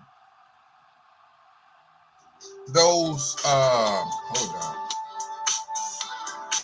those the mountains. When I say those Yes. mountains, we was looking at a particular mountain. Look like the Almighty just picked up a big rock and just set it there. And Because you can literally on see top of the it mountain, on the family. mountain. Oh, Yes. just put it right on the mountain. Oh, Like that had to have been like it was nobody but the Most High that could put that on top of that mountain like that. It's like, and man. the mountain, I mean, they just look biblical. Everything looked biblical up and down that highway. I mean, these Yes, it did. mountains and the clouds that were all, I mean, Quinn, he was in the backseat sleep. Quinn knew what he was doing. He was in the backseat sleep. And but when we started looking at the mountain, man, Quinn got up and started recording. He said, Quinn was blown. When I say they look biblical, it is truly mind blowing. It is. And these are the things. Karras, during that 10 hours, did you guys see a lot of gas stations? Every so often. Yeah. But when you go to the gas station, you know, it ain't like a regular gas station here at all. Oh, but the gas stations, you know, it would be like attached to, you know, a restaurant would be there, a gift shop. That was that city's that particular village's commerce center. You know what I'm saying? Like, and then so the way they don't have highways like this. There's no off ramps. They got speed bumps, and people were busting out mufflers left and right on those speed bumps. It was like boom, boom. I said, man, these folks are driving like the Tanzanian Dukes of Hazzard up in here. And you had your brothers and sisters all on the side of the highway selling their fruits and vegetables. They come out from the village. They right there on the side of the highway, up under a tree, selling. Yeah. You know, if it's not sunflower seed oil, they selling tomatoes, whatever. And we went on our way back. Hold on. On our way back, the driver, now he knew. He pulled over and he bought a truckload of stuff for his van. He loaded up. Because you know, when you're dealing with the outskirts, he said, is it okay? Is it okay? Remember, Mike? Mike? He said, is it okay? Is it okay?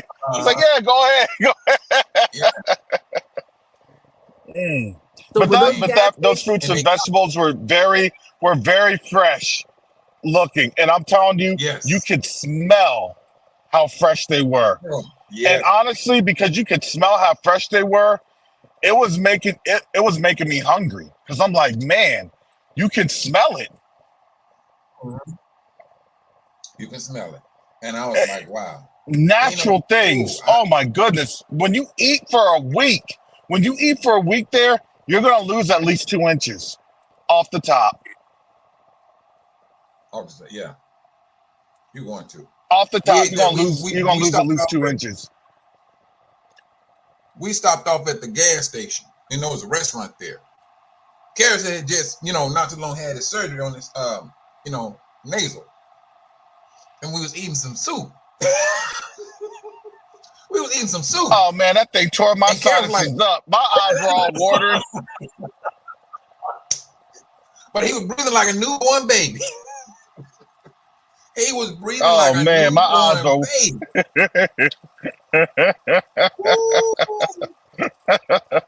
I said, what did you do to me? I was like, what did you do? Man, I thought they're trying to kill me. Them chilies, oh my goodness. I think those are like ghost pepper habanero or something. Oh my goodness. Those things were hot. Sebastian was eating them like they were nothing. I'm like, oh my goodness. Brother, it is good. Brother, it is good. Yeah, Mike, you didn't touch it. Corn was eating some, but No, man, I just a little bit. I said, nah. But man, I tell you but boy, I put the peppers in my soup to let this, spice up my soup. And man, I said, when I say I put the peppers in the soup, it spiced it up quick. It ain't like you had to let it sit there and simmer. No, I mean, and the chicken, oh my goodness, I ain't never seen a That chicken chicken leg was so long good. in my life. And the bones, yeah, they look like Roadrunner legs. They look like Sylvester and Tweety. Yeah.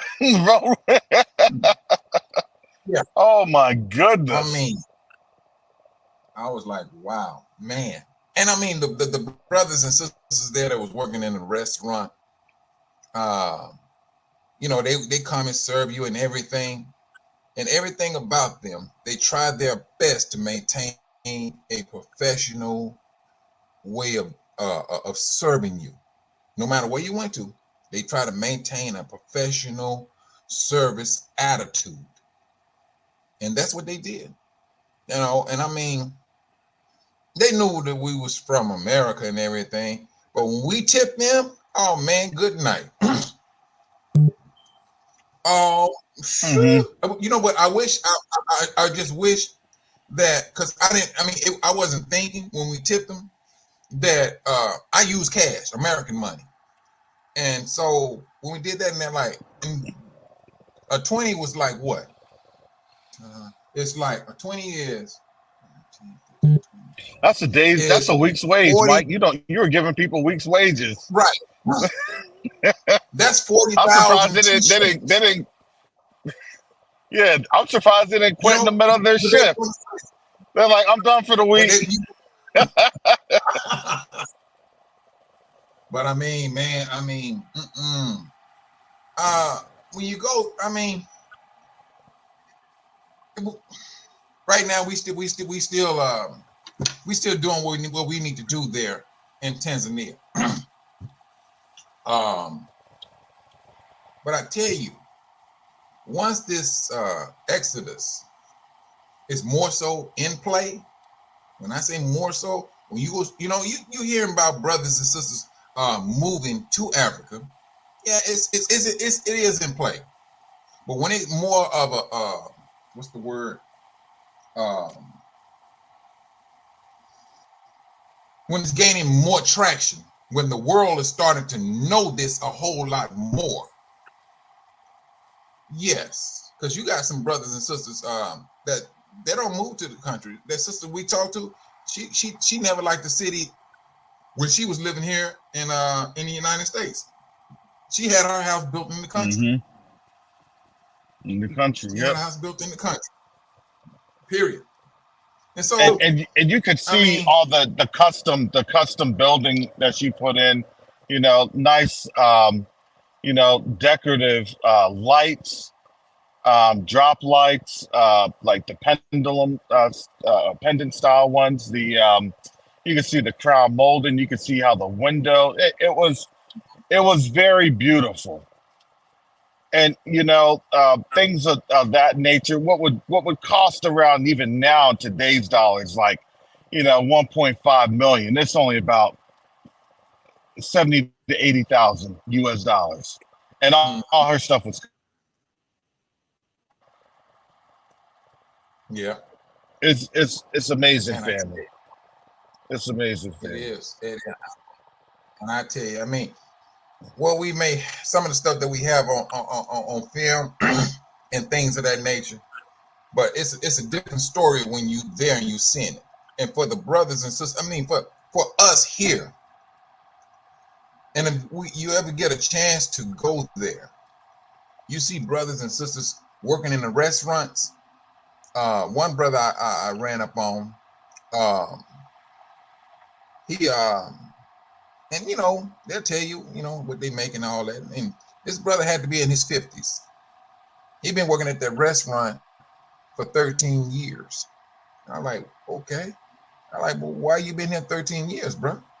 He has a family of 4. That brother said he makes $125 a month for a family of 4. He said the reason why we love African American, and it's just not the that they're big, they tip us. He said we notice that there's always a connection between us and the African Americans. We want them back. We know we can help one another. He said other people, you say you may have a white person that may tip a little bit better. But he said, that's not the average thing that goes on there. He said, but when the African Americans come to Tanzania to visit, he said the African Americans always tip us highly. Always. He said they tip us so much that we can take, it's like they can take 2 or 3 days off work if they wanted to, because they have enough for, they made enough money for that particular day. What these brothers and sisters are saying there, and just by being there talking with brothers and sisters, one brother, me and Karis, we did this on purpose. We did this on purpose because that brother, he helped us out. He helped us out. We got lost going by to see Sister Judy. That brother, he was speaking to people, and you saw him. Then eventually we found it. But then Sister Judy got sick. She fainted, scared the daylights out of me. I ain't gonna lie to you. And so what happened is, now, sister, we got to take you to the hospital. The driver pulled his car up and took her straight to the hospital. I thought Mike was going to fake. Mike was like, I don't like the sight of blood. I thought Mike was going to faint. He's like,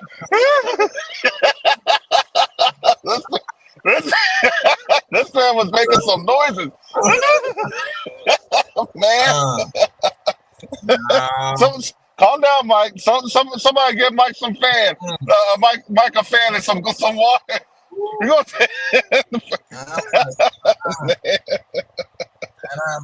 I was like, wait a minute now, hold on. But the brother, he took us to the hospital, and then he waited. I'm like, man, okay. And there was a killing about it. Now, mind you, he had just got a ticket for something. We don't know traffic, but he got a ticket. You remember, Karis? He did, he did. He did get a ticket. He was mad. He got a ticket, but that brother sat right there at that hospital, and when yes, he did. Sister Judy, because she was dehydrated, and so once she got hydrated, we took her back to a place. And so we left and things, and Brother Dave and his son said they go keep a watch over, which they did. And so we went back to the whole alley, man. Karis went in his pocket. I know that from my calculation. Now we paid that man over $100 and some. That's what we did with him. And then we said, oh yeah, where he got the ticket. We gave him a few more dollars. That brother was happy. Yeah, for the ticket. That brother, he for the ticket. And I'm like, because he didn't have to wait. He didn't have to take her to the no, he didn't. He didn't. But the fact that he looked out for Yah's people, this is the reason why Yah said he will bless those that bless his people. Although the brother was, he was a Negro too. But still, this is how Yah said he's going to bless. And so me and Karis like, no, man, we got it. So yeah, you're right. Boom, boom, boom, boom, boom. We were just pushing it out. We was thankful for what that brother did. And I could just only imagine if we here, just like, let's just say hypothetically speaking, somebody get together and say, hey, we're going to do a massive cruise, or not a massive cruise, a trip to Tanzania as a group. And it's like 50 or 100 of us. We go there. Man, you know how many brothers and sisters are going to be happy? Let's just say hypothetically speaking, we stayed in Tiffany Diamonds. They're going to be so happy to see all of y'all. It'll be unreal. It'll be unreal. Unreal. Because they know, they say it's a known fact. They said it's something about African Americans and they seeing the plight. Now the alcohol age there in Tanzania is 18. You can drink hard liquor or beer at 18. Because I was looking at these kids. I thought it was 16 they could drink a beer. Was it? I don't know. I just read on the bottle. I think it was 18. Okay, maybe. What happened? I asked the you know the young sister. Now I'm like, sister, how old are you? She said 18. I'm like, oh yeah, here it's 18 years old. You can drink liquor and you can serve liquor at 18. And I said, okay. Because I'm looking at her and looking at the brother. The brother looked like he was about 13 years old. I thought he was 13. That's what I'm saying. I think he was 16. That's what I was like. Oh. Yeah. But I tell you, it's a beautiful. Yeah. Well, family, I'm gonna go ahead. I'm gonna wrap this on up. It's already 9:50. And I'm here in Duval, actually in the middle of Jacksonville right now. Shout out to our family in Jacksonville. Oh, also, before I go, I want to say, let's keep Brother Ator from Stepping Stones to Home in our prayers. He had posted something on Facebook that he had indeed undergone surgery. So he's recovering right now. So let's continue to lift our extended family up in prayer. So with that said, yes. Brother Fast Nickel. All I have to say is get to your destination safe, get back safe, and may the Most High provide you with all the blessings he has intended for you. Hallelujah. Hallelujah. Talk to you later, Brother Mike. Brother Mike, yeah, thank you, Brother Fast Nickel. Appreciate it. Brother Mike. For the brothers and sisters, if you feel that if you feel that the second Exodus is strong within you, speak about it. Talk about it. Talk to your brothers and sisters about it. The more you continue to speak about it, and especially among like thinkers, the stronger your conviction will be, and it's going to maintain it. So, I mean, let us continue to support our brothers and sisters, to trust our brothers and sisters. This is it's something new to us now. Truthfully, this is something new to us, but we're holding on to it as if we've been knowing this all of our lives. Because when y'all say he's waking his people up, mm-hmm. He is waking his people up. And let's continue to stay woke. Let's continue that the fight that we need to do for the glorification of Yah's great name. And this is what this is all about. It's about his great name. And he using us to yell about his name. And the nations are not going to go to him nor to our Messiah without going through us. That's a fact. Always maintain that. There's a chain of command that they will have to follow. And I hand it back to you, Brother Karras. Hallelujah. All right, family. Yeah. Now's the time I need to get off of this phone because I'm trying to figure out how to get on I-95 North. Jacksonville. Oh my goodness. Just take detours. I'm trying to figure out how to drive through this thing. Oh my goodness. All right, Father, help me. Hallelujah. Father, help me. All right, well, family, again, thank you all for the support. Thank you all for supporting the channel. Thank you all for supporting Quest to Unite Africa. we definitely appreciate that, family, to maintain what we've been doing and to continue to build with our brothers and sisters on the continent. It does do a work. It does do a significant work. Again, keep us in your prayers as we're trying to get everything finalized with our 501c3. It just every little bit helps. That's a confidence measure. So we're doing what we need to do, and we're doing what the Most High is calling us to do. Hallelujah. So with that said, family, Most High willing, I will be back on tomorrow with Q2A discussions. I'll see how that goes because I actually have to do some other things. I have some errands and tasks that I'm praying doesn't interfere with things while I'm there in Richmond. Gotta get some family business done. Family. So yeah, just keep me in your prayers.